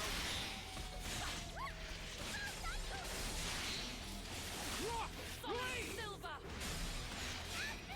And also, I'm noticing we only are getting blades, so we must not be able to get our other party members. We must only be able to take in one, and that's it. So, Noah seems to, like, he would always be the right choice. Although I guess if you wanted to pick a different class, you could. But I feel like you'd always want to pick Noah because of the fact he could go Lucky 7. I don't know why you'd pick anyone else. Unless you really wanted like an S rank with a different class.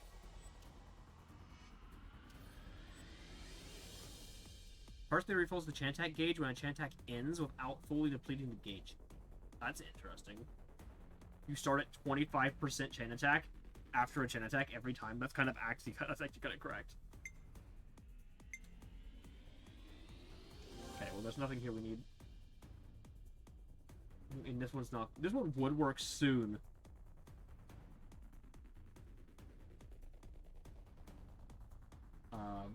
Because Marsha counts for that. Because she's a city person. This will be a But challenge. Don't lose focus.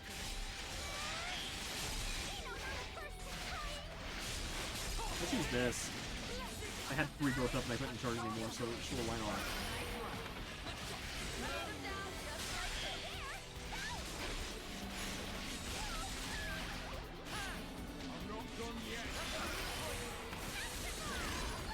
Okay.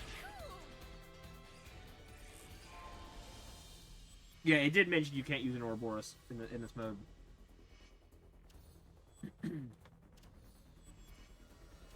Lowers max HP, but boosts attack each time an ally is revived during the stage. Stacks up to 10 times. Oh god.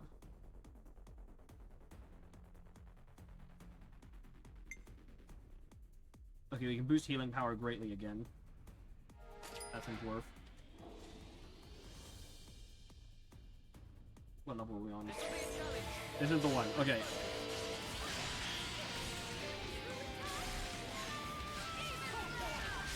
Everything's roll 40.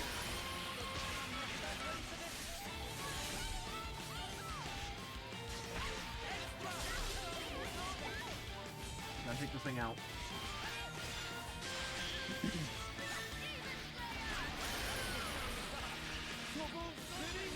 Okay.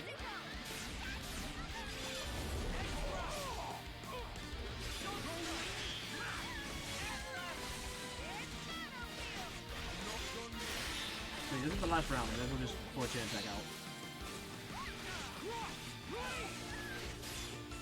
Also, this seems like it's gonna be very easy. I think we got really, really lucky with our pulls that time because like we literally got like an almost perfect line of heroes. Like those are characters I would have picked if I was given the option of everybody.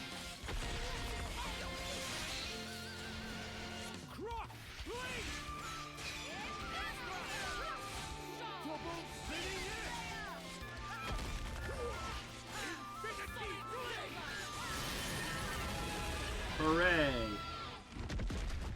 Bam, he died. The spectacle Archsage wanted to see. Archsage feeling sufficiently amused. S rank, reach stage 30. Is Archsage Oh treasure yeah, we get his to costumes. receive? Will it bring friends joy? Archsage sure hope so.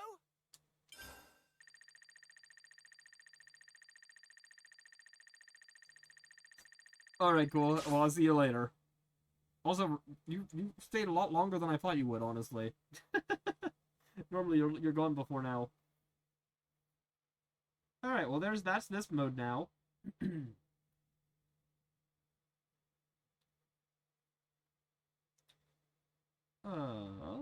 can check your emblems you had. Okay, yeah, honestly, that was pretty fun. I actually liked that a lot. And fun fact, I've never played it before, but the new mode coming to Xeno 3, there's another game mode coming to the Land of Challenge in Xenoblade 3, and it's Switch 2 edition. And it's going to play like Vampire Survivors. I don't know. I've never played that game. I know it's popular. It's that style of gameplay. So that's pretty cool. Every day's a training day.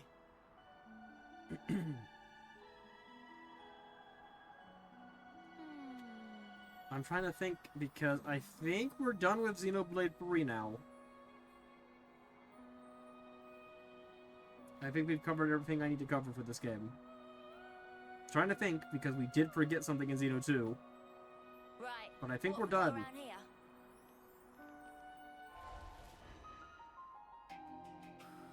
Okay.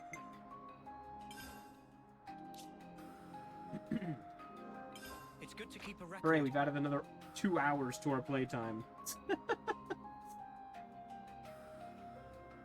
Alright, well, in that case...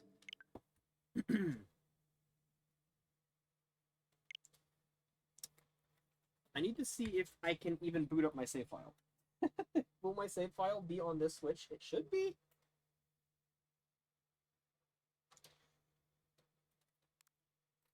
Alright. Pulling Xenoblade 3 out of my Switch for the first time in like 2 months.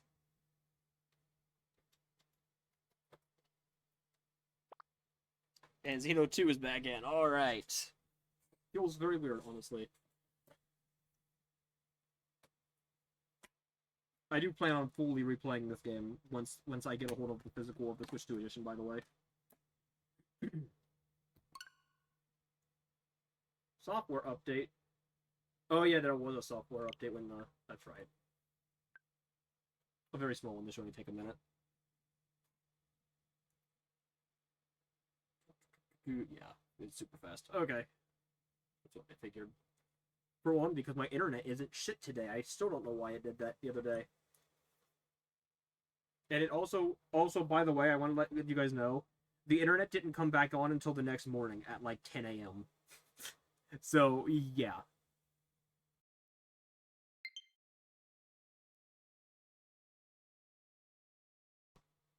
Alright.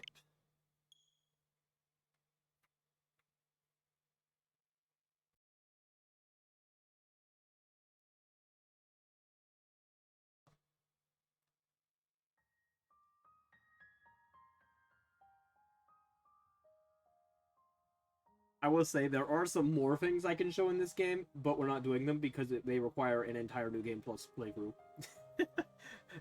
For the record, the title screen changes again after clearing New Game Plus, and Nia joins them on this little cliff.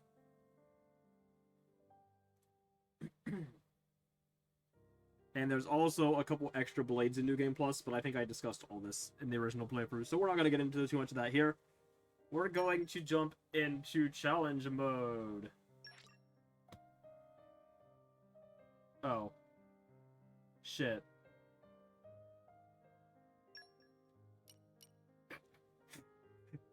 Never mind. We're gonna swap to the Switch too. I forgot about the new keycard system for the digital content. The DLC isn't on the Switch; it's on the Switch 2. I had to transfer it over here for this one. I'll have to transfer it back to the Switch 2 after we're done with. Now that we're done with it, I want to make sure I transfer that back. 1 second. I'm going to swap us to the Switch 2. We're going to mute the screen first, or not mute the screen. We're gonna turn off the screen for a second. 1 moment.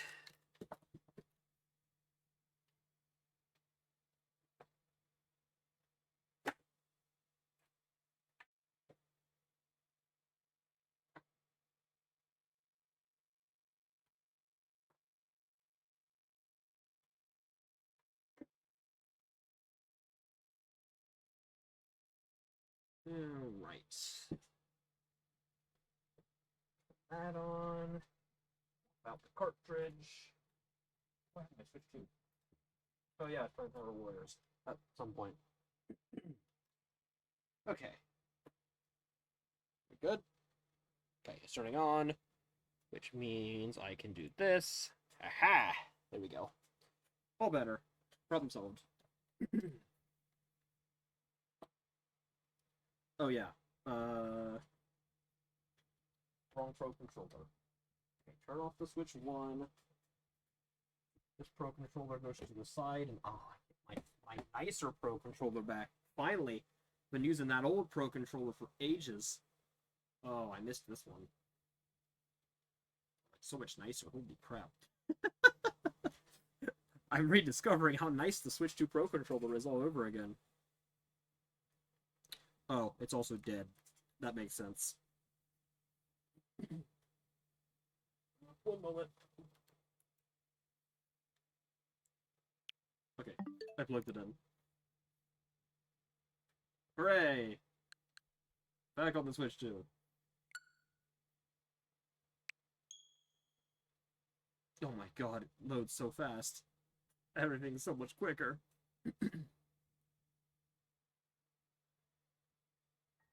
Oh my god, it was so fast.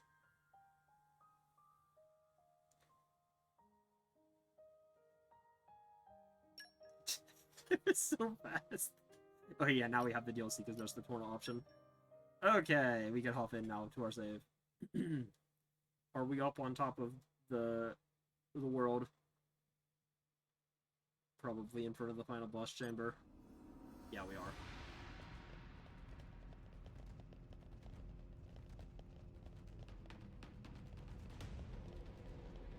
Okay. Where do we need to be? I gotta, like, remember where the Land of Challenge is in this game.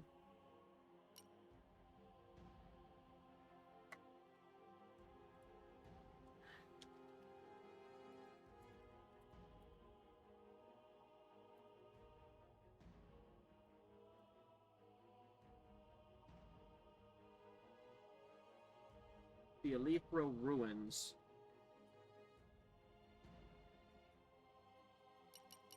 Is that in Uriah? It is. Oh, it's this. Oh, that makes sense. Now that it's mentioned, I do remember that. Keep a close eye out for trouble. Where do we go from here? Oh, and we gotta go back to Uriah just like that. Oh, the music. God, I love Uriah. Nah. Master Pawn is something wrong. Towards the unfamiliar object right over there. Do you think that's the mysterious light Zuo mentioned? Oh, we just never come back here? We must not have. I wasn't here before, that's for sure. No, I imagine I'd have remembered. Oh yeah, we should probably change... Oh, hold on. Even though we're only going to be doing this for like probably 10 to 20 minutes. I should probably update our stream category.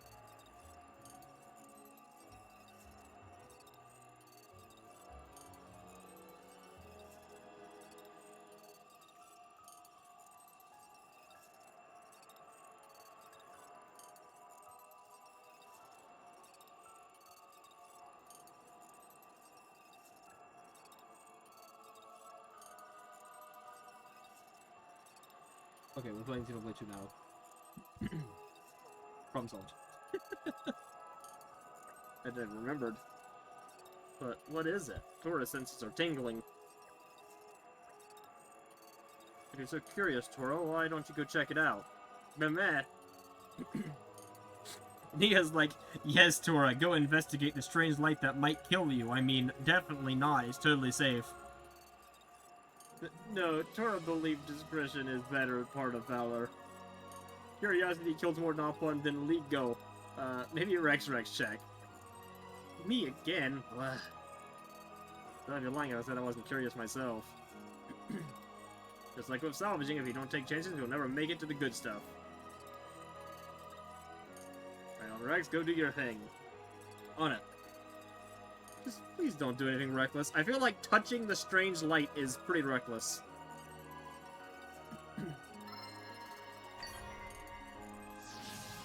And to an alternate universe we go. Yeah, it's the same place. Oh, there's a cutscene here. Well, we really just didn't do any of this. What is this place?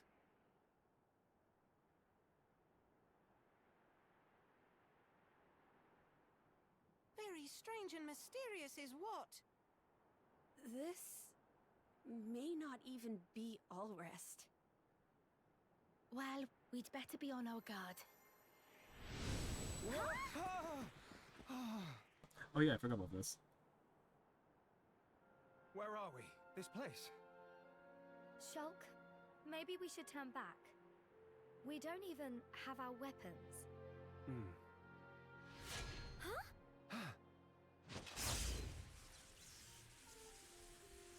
The Monado. And my weapons too. I don't know what's going on, but I feel a little safer now. It's not the Bionis, but it's not the Mechonis either. We're in unknown territory for sure. Hey, Shulk. Someone's over there. Huh? Should we talk to them?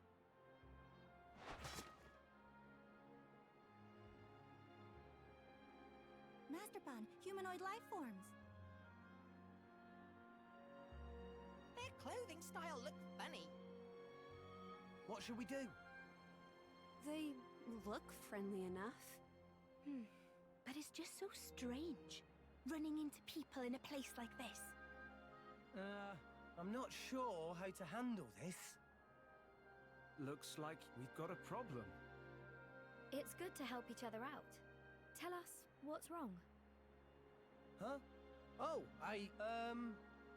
we popped up in this weird place. That's what's wrong. There is something strange about it for sure. Hey, Shulk. Looks like we're in the same boat. Yeah, you're right. We all came here unwillingly. I guess we are in the same predicament. So you don't know what's going on either. That's right. I've no idea where this is or why we're here. We're all clueless then. Well, why don't we team up? We can check this place out together. Sounds good. Actually, I was about to say that myself. My name's Rex. And I'm Pyra. Call me Nia. Old Fairbag here's Dromak. Tora is Tora! Please call Poppy Poppy. You're a lively bunch. I'm Shulk. And I'm Fiora. Good to meet you. Ah, likewise. Awesome. I have this great feeling that everything's gonna work out fine.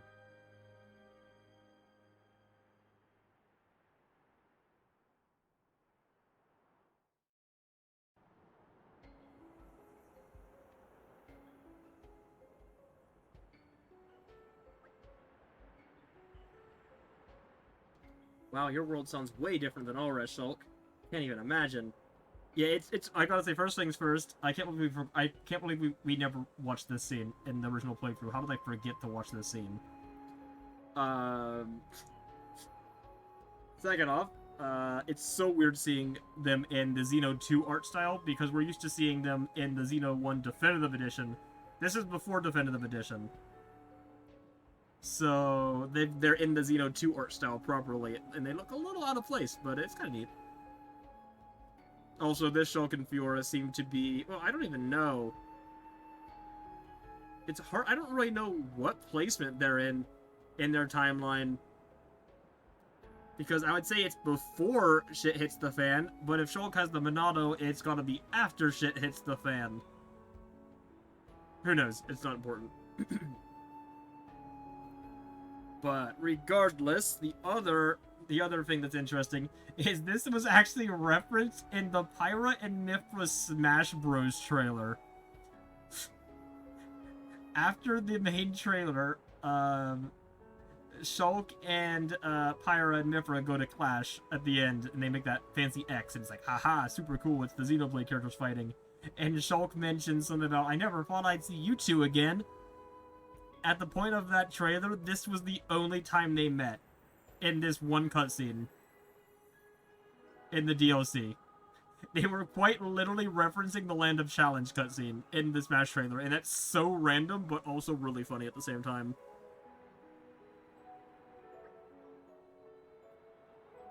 Also a fair number of things in common. It's so curious. In any case, now that we know what's what, we can start exploring this place in earnest. Not that there's much to see here.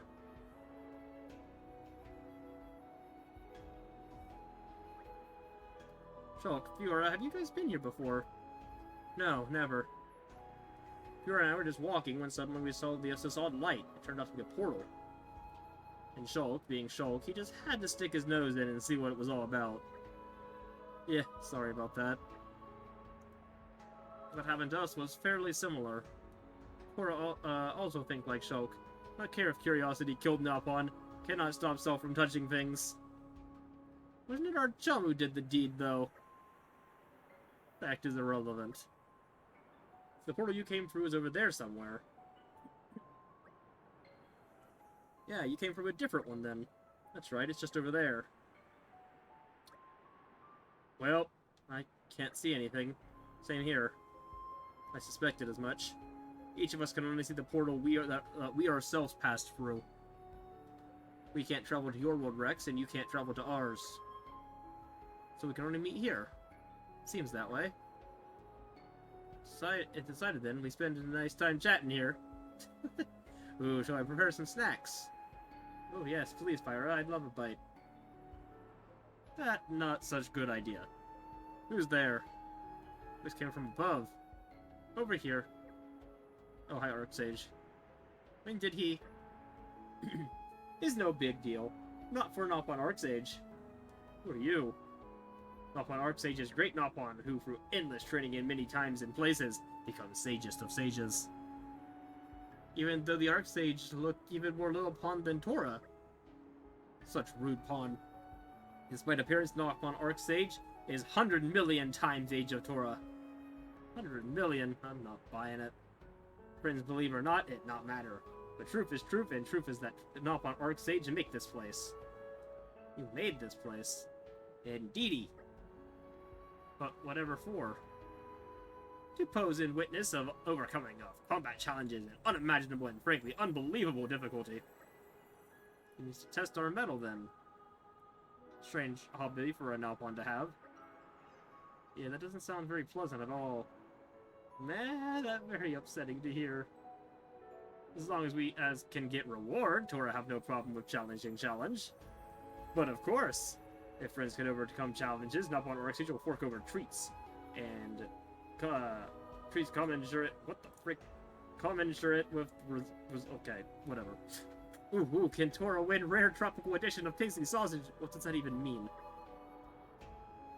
That was actually not very tasty, so Napon Arcsage liquidate stock. Okay. So they do exist. Man, Tora come up with thing on spur of moment is really real product. May not have that particular item, but still many other rare stuffs to give. Sounds interesting. Hey, Morag? I'd be lying if I said I wasn't curious. Oh, then it sounds like we're up to the challenge. Shulk, Fiora, what do you think? If it was Ryan, I'd probably say no way, but I'm in. You can't really get to know someone without having a few skirmishes together, right? If Fiora's feeling it, I'm in too. Super duper. But the way you guys fight is different from how we do in our world. Why don't we take on a support role? Good point. Looks like we can summon our weapons at will. I guess that would make us like your world's blades. Wow, that's gotta be a nice skill to have. Getting into battle with Fiora sounds like it'd be a trip. Look forward to it. Well then, when friends ready, please give Napon Arcsage shout. Then challenge battle can begin. Party formation has changed. Alright, so we have Shulk as our blade, and Nia has Fiora as hers. They are usable as blades here in the Land of Challenge. Which is kind of interesting. I can't remember the specifics of how they work, but yes, you can use them as blades here, even though they're not actually blades. They just function as them. You can now get Shulk and Fiora as blades. Shulk is engaged on Rex, and Fiora on Nia. Players who use Nia in her blade form may have to return her to driver form to be able to use Fiora as a blade. But from now on, you'll be able to engage them to any driver except Tora without having to use an overdrive protocol. So that's kind of neat. You can swap them around however you want. To do so, simply select them on your chosen driver's Engage Blade screen. Feel free to experiment with Shulk and Fiora to see how they fit your battle plans. However, you won't be able to take them with you when you leave the Land of Challenge. When you travel through a portal to return to Alres, Shulk and Fiora will be removed from the party, so be sure to factor that in when planning your journey. Rumor has it that among the various rewards that Nopon Archsage gives out for his challenge battles is an item that will let Shulk and Fiora enter Alres. So yeah, if we beat specific challenges, we can add them to our actual party in the game, and use them as blades throughout the main story, which completely screws canon, but who cares? It's fun. If that sounds good to you, then by all means, be sure to tackle those challenges as they come up. Yeah, like, imagine bringing Shulk into the final boss fight with the cutscene that has Shulk also fighting the other final boss at the same time. It makes no sense, but who cares? If that sounds good to you, then by all means be sure to tackle the challenges they come by. Alright, hooray, Land of Challenge landmark. Also, we have the Monado, since we have Shulk as our blade. That's so funny. Why does he have it equipped like that? Bro, who has a sword? Why is it like that, bro? why is it sideways? That's so awkward. He's gonna get stuck in the door. when he tries to go through a door, he's gonna get stuck like a dog with too big of a stick.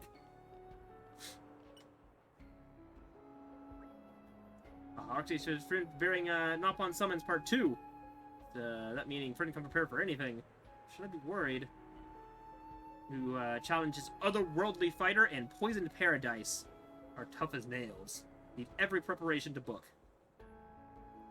Otherworldly fighter, whoever they are, that does sound like a challenge. That one says self-explanatory, friend. Try, friend understand. Hope friend enjoy. But for Poisoned Paradise challenge, Archsage offered teensy bit of free advice. Setting is this: poison monster appears suddenly in spring of certain island. What kind of poison monster? Name is Cloudseed Befouler. Laugh and true to name, he befoul pure spring and now is deadly and stinky. No place in battle is safe. Have to combat poison and enemies. Challenge is very high level tough one. Well, alright, but is it even possible to beat? Absolutely. Okay, sure. You see, Nopon Archsage has prepared special anti-toxin swap combat gear for friends. Oh, nice one. Does it work something like a salvage suit? Well, not quite. Salvage suit, very constricting, cannot move freely, so not well suited for battle. Yeah, you're probably right. Therefore, outfits that Nopon Archsage prepare not only mitigate poison, but also afford complete freedom to move. And just let us have them. I would love nothing more, however, that get quashed by Orderly, who say, best to trade for flawless Nopon Stone. Oh, I see. Trading it is then. But though, however, Nopon Archsage really want friends to get them, definitely for sure. Alright, we'll do our best. But though, however, Nopon Archsage has friends, please not get too angry. I mentioned anti-poison properties before, but material with that property actually terribly expensive in current market. Nopon Archsage is of course a big player, but even using all influence could only lay wings on bits and scraps, which make flows for all friends' surface area per person turn out somewhat small. Small? How small are we talking? The power of swimsuit! Oh my god! It's... That's how you get the swimsuits in this game. That's so funny.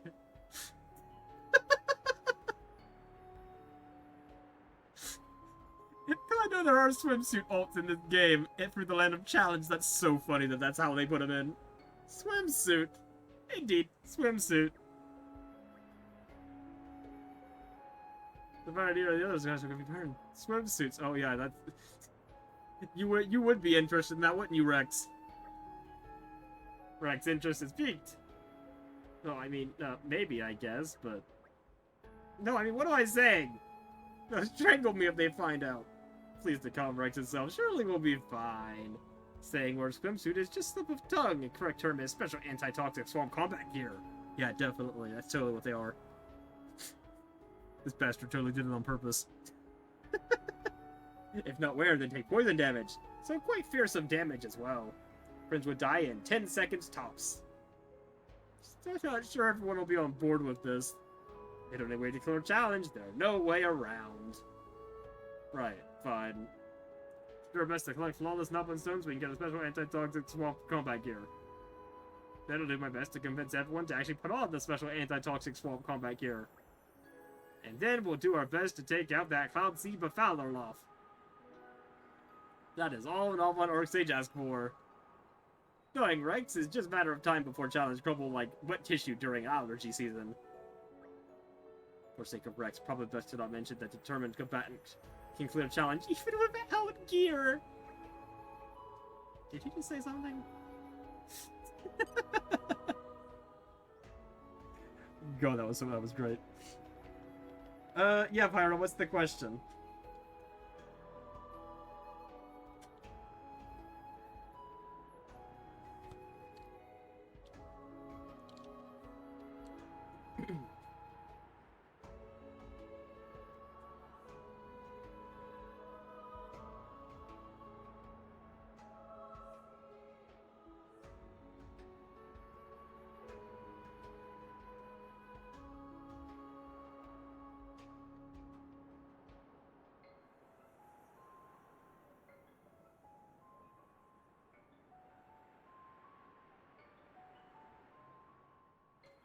What class would I give Byleth that you'd actually have to use? I don't know off the top of my head. Oh god, that's putting me on the. Is there a specific theming you need, like, or are you just like does it matter at all? Like, are you going for annoying routes that the character's not built for, or are you just need a character?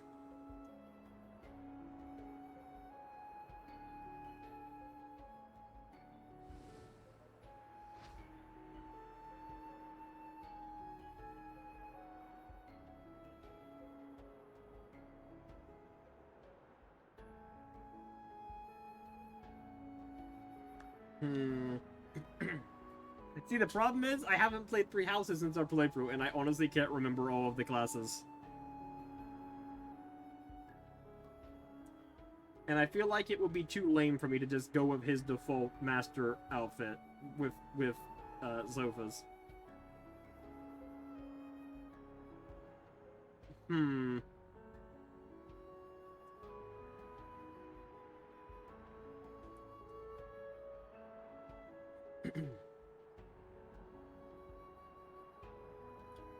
Okay, you already have a Wyvern Lord.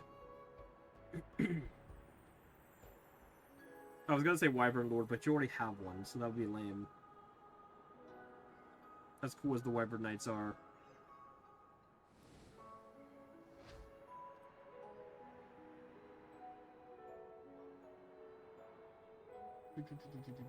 Although you really kind of have a lot of everything already. You've got a good spread here.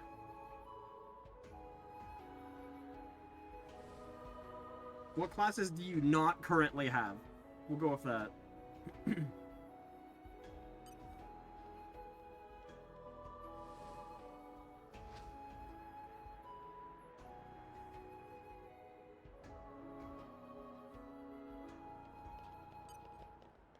How much does it... Wait, does a pouch... You can get pouch items here? They come with safety warnings, so we'll limit to all risk cuisines for friend's sake. Okay. Put back unwanted articles. Okay, what do you have? Oh, I can just buy all of these here. Okay, that's kind of useful.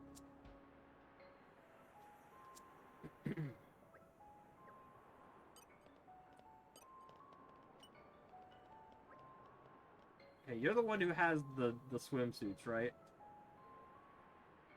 We already not noticed if you get missing.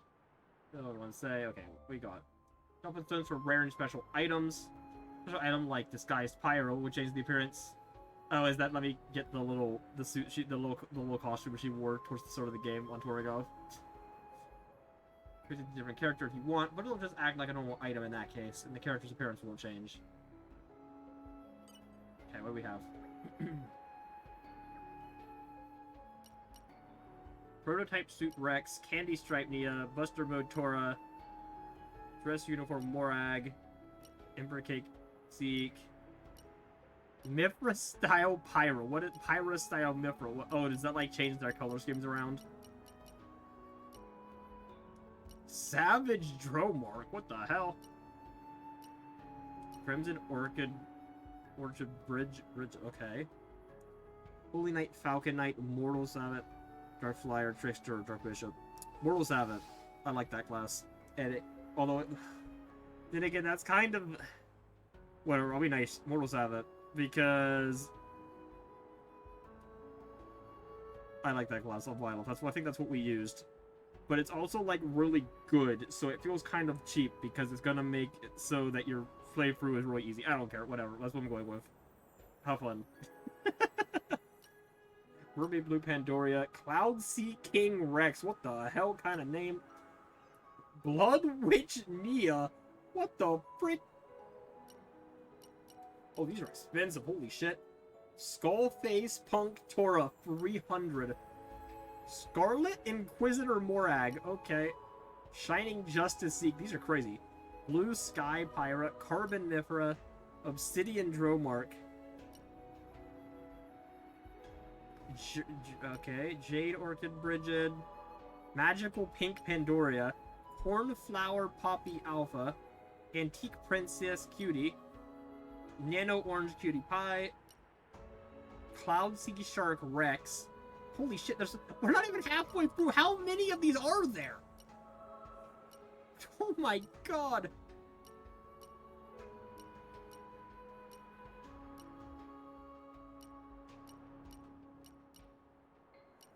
Oh wait, we can get like high-end poppy stuff here too at the bottom. Oh my god, there's so many freaking costumes.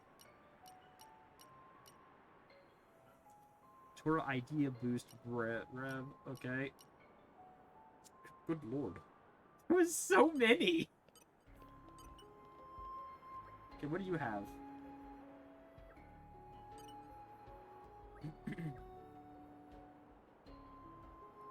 Oh, you let me swap no around. Wait, how do I get the Shulk and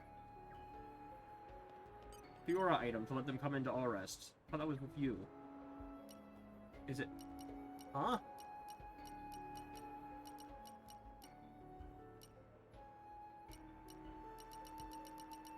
I don't see it. Whatever, just know you can do that somehow.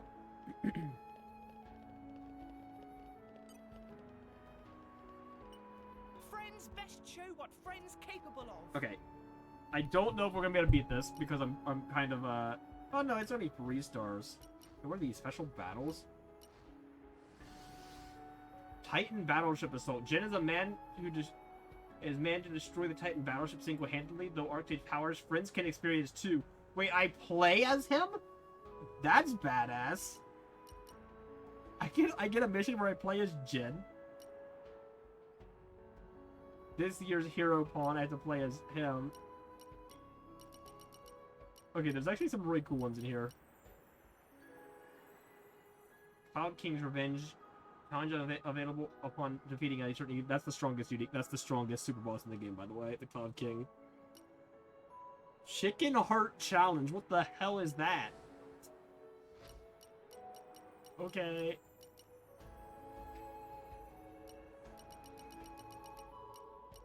Oh.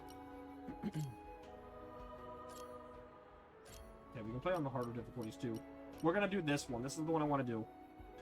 Mighty Warrior arrives from a whole different planet. Friend have to rise to challenge to fight for all rest.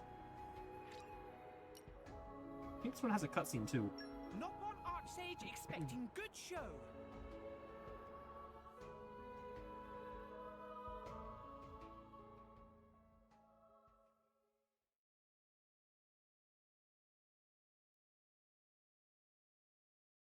Oh shit, I probably should have made sure my blades were right. And yay, cutscene. Also, hi lady, that I recognize from a game I haven't played yet.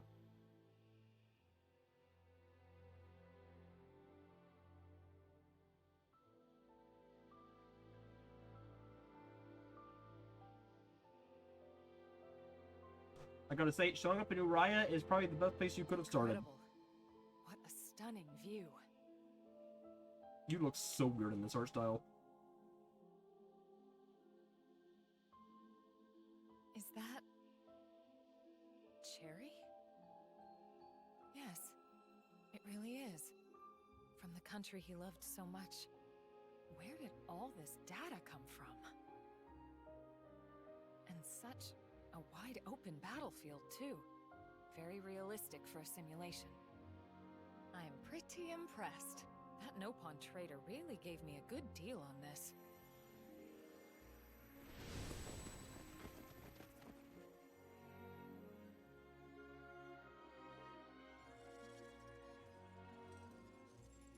Prone.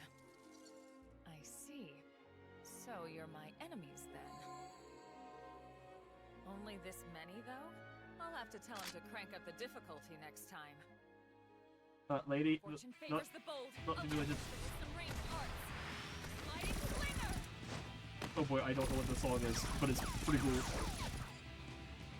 Is it uncontrollable? It's probably uncontrollable. I could be wrong on that though.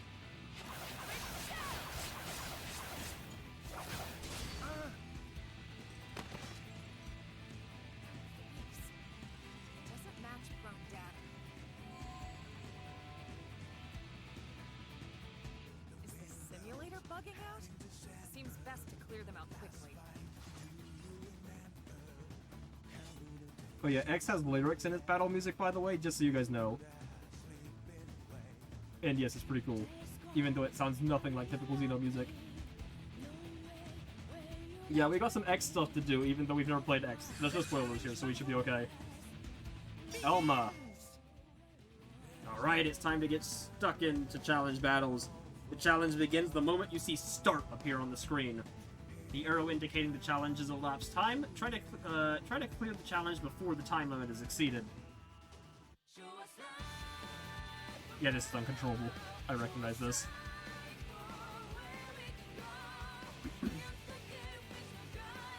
I don't know when this plays, but I know it's the most popular song in the game.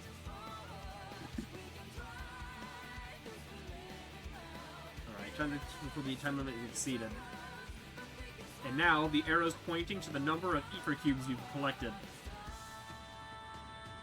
The more ether cubes you collect, the more these boxes will fill up. The number of filled up boxes will affect which treasures you receive after the battle. Okay, time to take you down. What the frick is Monado Storm and Monado Burst? Wait, I forgot, I can do this. Oh yeah, we can do the... Yeah, the Shimmer Steps. Oh, it took the spot of Pyra. Shit, so I only have Nifra. Shahok, I don't... You're light. I don't need 2 light blades. Oh, Monado Burst is backslash. I see. We seem to be doing just fine.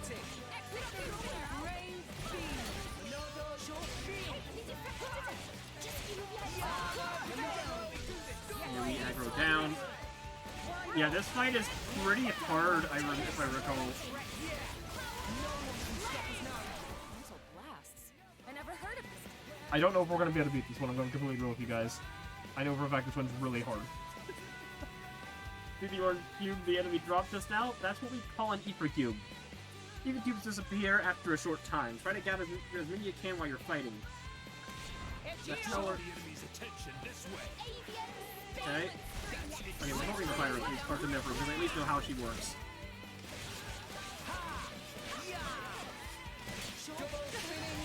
Yeah, give me that double spinning edge.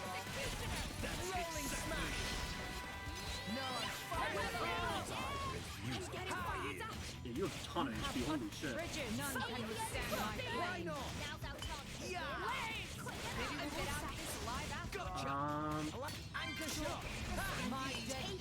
One.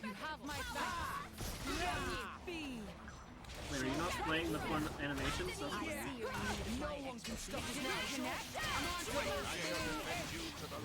Ow, what the frick, my HP?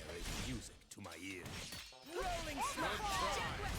Much appreciated. Make haste. I can't go any further up. I don't have to. Why do I have rock? Wait, why the hell is Rock on me? Oh, it's probably because I had a freaking... Oh, I need Wolfric. Oh, why do I not have Wolfric on me? Oh, no. This fight's not gonna go well, guys. This fight is not gonna go well. Bro, we barely done any damage. What the hell?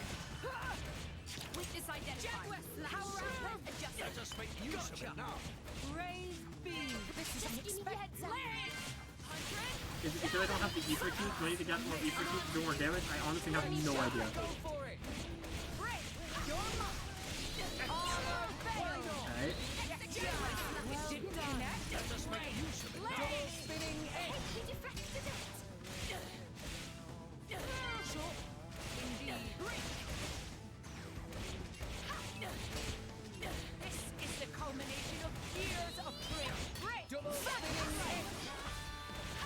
Oh, I think he did more damage that time. Okay, I think the Ether Cubes do increase our damage.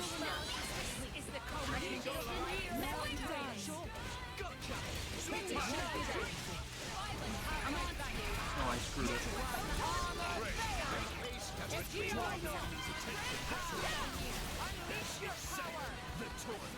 Yes, the level 3, get him.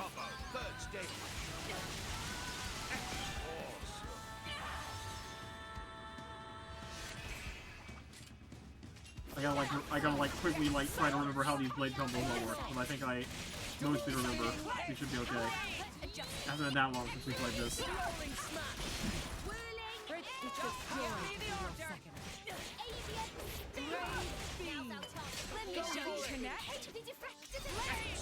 I shall defend you to the last, my lady.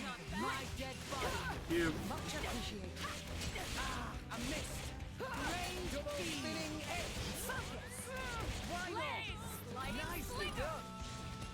Bro, we're gonna be in this fight for the rest of our lives at this rate.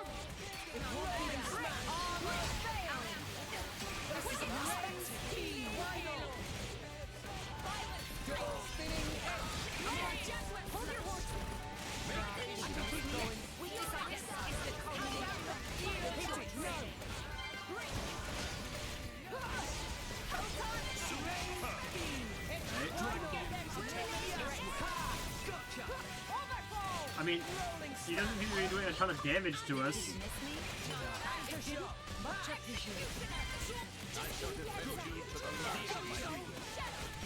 So, like, for the most part, we seem to be doing okay. But we're just gonna be here for freaking ages. We're almost 5 minutes in, and that's as much damage as we've done. We're literally on pace to be here for over an hour. Like, I don't know about you, but this ain't working.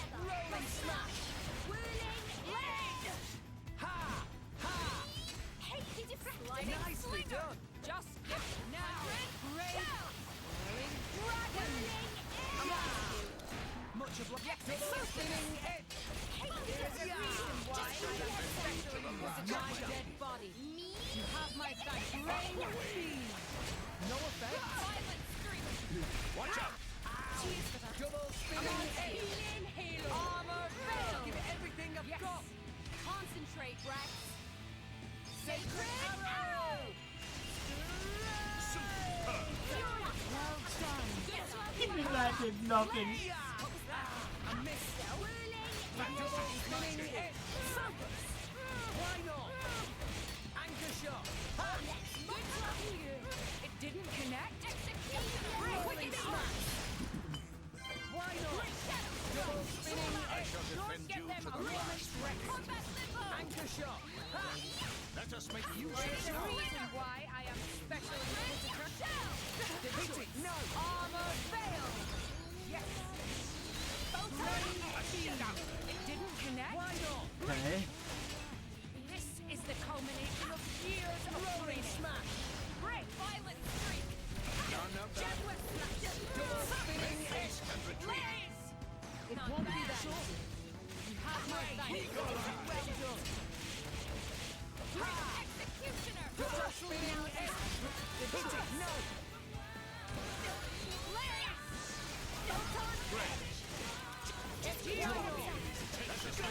Like, we're literally winning right now. She's not doing anything particularly deadly to her towards us at the moment. It's just that we're not doing enough damage to do anything back.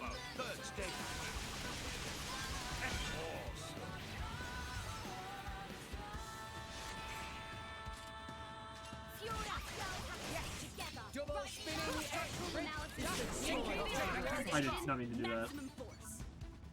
Me first. Shit, okay, I don't know how chain attack, I can't remember how chain attacks work in this game. Sure. Nice. Sure, so, I don't even know what you're doing. Excellent. Birds, I Get 'em, guess. Nia.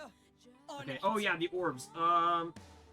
Shit, it's a water orb. Okay, I need a fire blade. I don't have freaking Pyra. Son of a bitch. Work hard, research hard. Superb. I might still be able to break it. Oh, we got Bridget, Fine. Very well.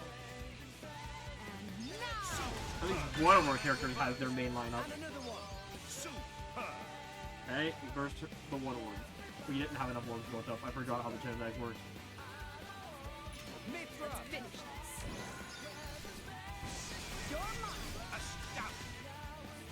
Get 'em, Nia. Anyway, that actually did a decent chunk of damage. Let us. I will say this music is very good. Very well. The way is clear. Astounding. Chain attack. Finish. 188k and it barely did a dent.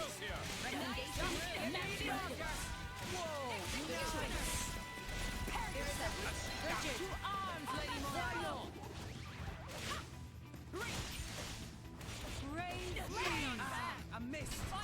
I'm on to you. Much obliged. Make haste and retreat. Double spinning. Everyone's getting psyched. Ha! Well done. I missed. This is Double unexpected. spinning. Okay. Okay, hold on. Can I pause when I can? Nope, I can't pause. Why not? Can I like No. can I like back out Magnificent. at all? Or do I just have to sit here for the next Everyone's getting psyched. freaking ages? Anchor shot. Make haste and retreat. I missed. I can't even die. She's not doing enough damage. I'm too good. My gear is too good. I'm just trapped.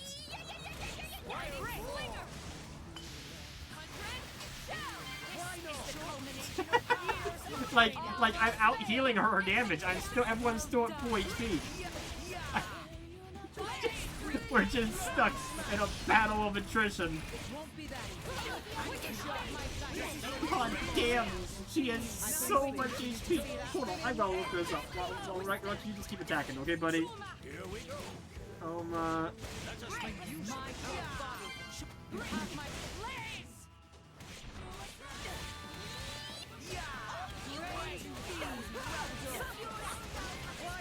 Two, fight.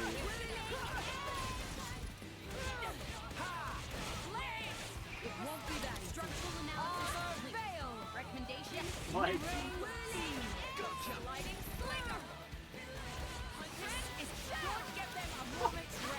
wait, there's a second fight after this, and she has 34 million HP. Excuse me? This is the culmination of years of training. 34 million! Well done. I'm on now. One bit. Go easy. What the fuck? Just give me the heads up. nicely done. Double spinning edge. No wonder we're gonna be in the rest of our lives. Well done. Why not? My dead body. Much appreciated. Just give me the heads up. Gotcha. This is unexpected.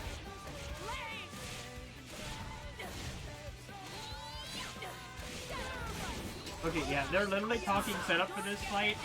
That includes things dropped by the super boss. The ultimate super boss. So... I'm gonna be real with you guys. I think we're gonna just close out of this and not finish this fight because we're now 11 minutes into the fight according to the timer, and I mean, look at the HP bar.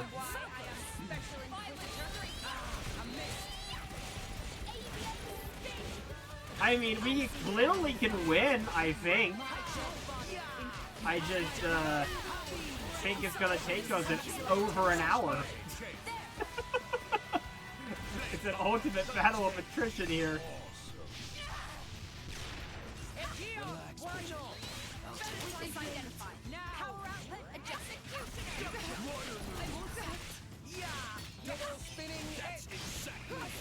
Okay, yeah, we're not doing it. We're not. Shit. I tried to pause again and did the exact same thing as before. Alright, we're just gonna... Sorry. That was the only last thing I needed to show for Xeno 2, so we're done. But, I guess since we clearly are not beating that, I'll just let you know that the prize for beating that is a second mission where we fight her again. And if you beat that one, you recruit her as a blade the same way as Shulk and Rex. And can also bring her into All Rest, I think, right away. So, it is a cool reward, but it is a freaking crazy fight. So, we're not gonna worry about it. We were just there to clean up and show some fun stuff off anyways. But I did want to show that that was there because I thought it was neat that they put that in there. It's the only X crossover in the entire trilogy, by the way. So, yes. There is a connection, I will say. But I don't know what that connection is. According to the internet, it was added in the Switch 2 edition of Xenoblade Chronicles X. So, I will get back to you on that when we ever actually play Xenoblade X, because I don't know it either. I am just as blind on X as you guys. But regardless, that's going to be where we end for today. We got nothing else to cover as far as I know, unless anybody has any final questions about Xenoblade. Because after today, we're going back to Legends Arceus. We're done with Xenoblade. Crazy, I know. So, yep. I will let you go. I'll give you like a minute. You got 1 minute. And I mean, if not, we can just discuss in the Discord if you ever have any questions. But, alright, I'm going to take the see ya as a no. So, yes. I will see you all here. Not tomorrow, because tomorrow is anime stream, and also World 9 for 1 minute of stream here anyways. Thankfully, anime stream, I can at least do that after a 9 o'clock shift. Especially because I'm off the next morning, but... yeah, no stream tomorrow, but starting Wednesday, we will be doing 5 streams of Legends Arceus. And then we'll be playing Mega Man Battle Network. It's finally time to start getting into all these stream requests. Oh, boy. It does feel weird to be done with Xenoblade. Like, it feels really weird. Whenever we do long games like this, it feels weird to know we're moving into another game soon. But yeah, I think it's going to be fun. I'm actually kind of looking forward to it. So, yeah, I will see you guys on Wednesday for the start of 5 more streams of Legends Arceus grinding. And yeah, I'll see you guys then, and have a good night.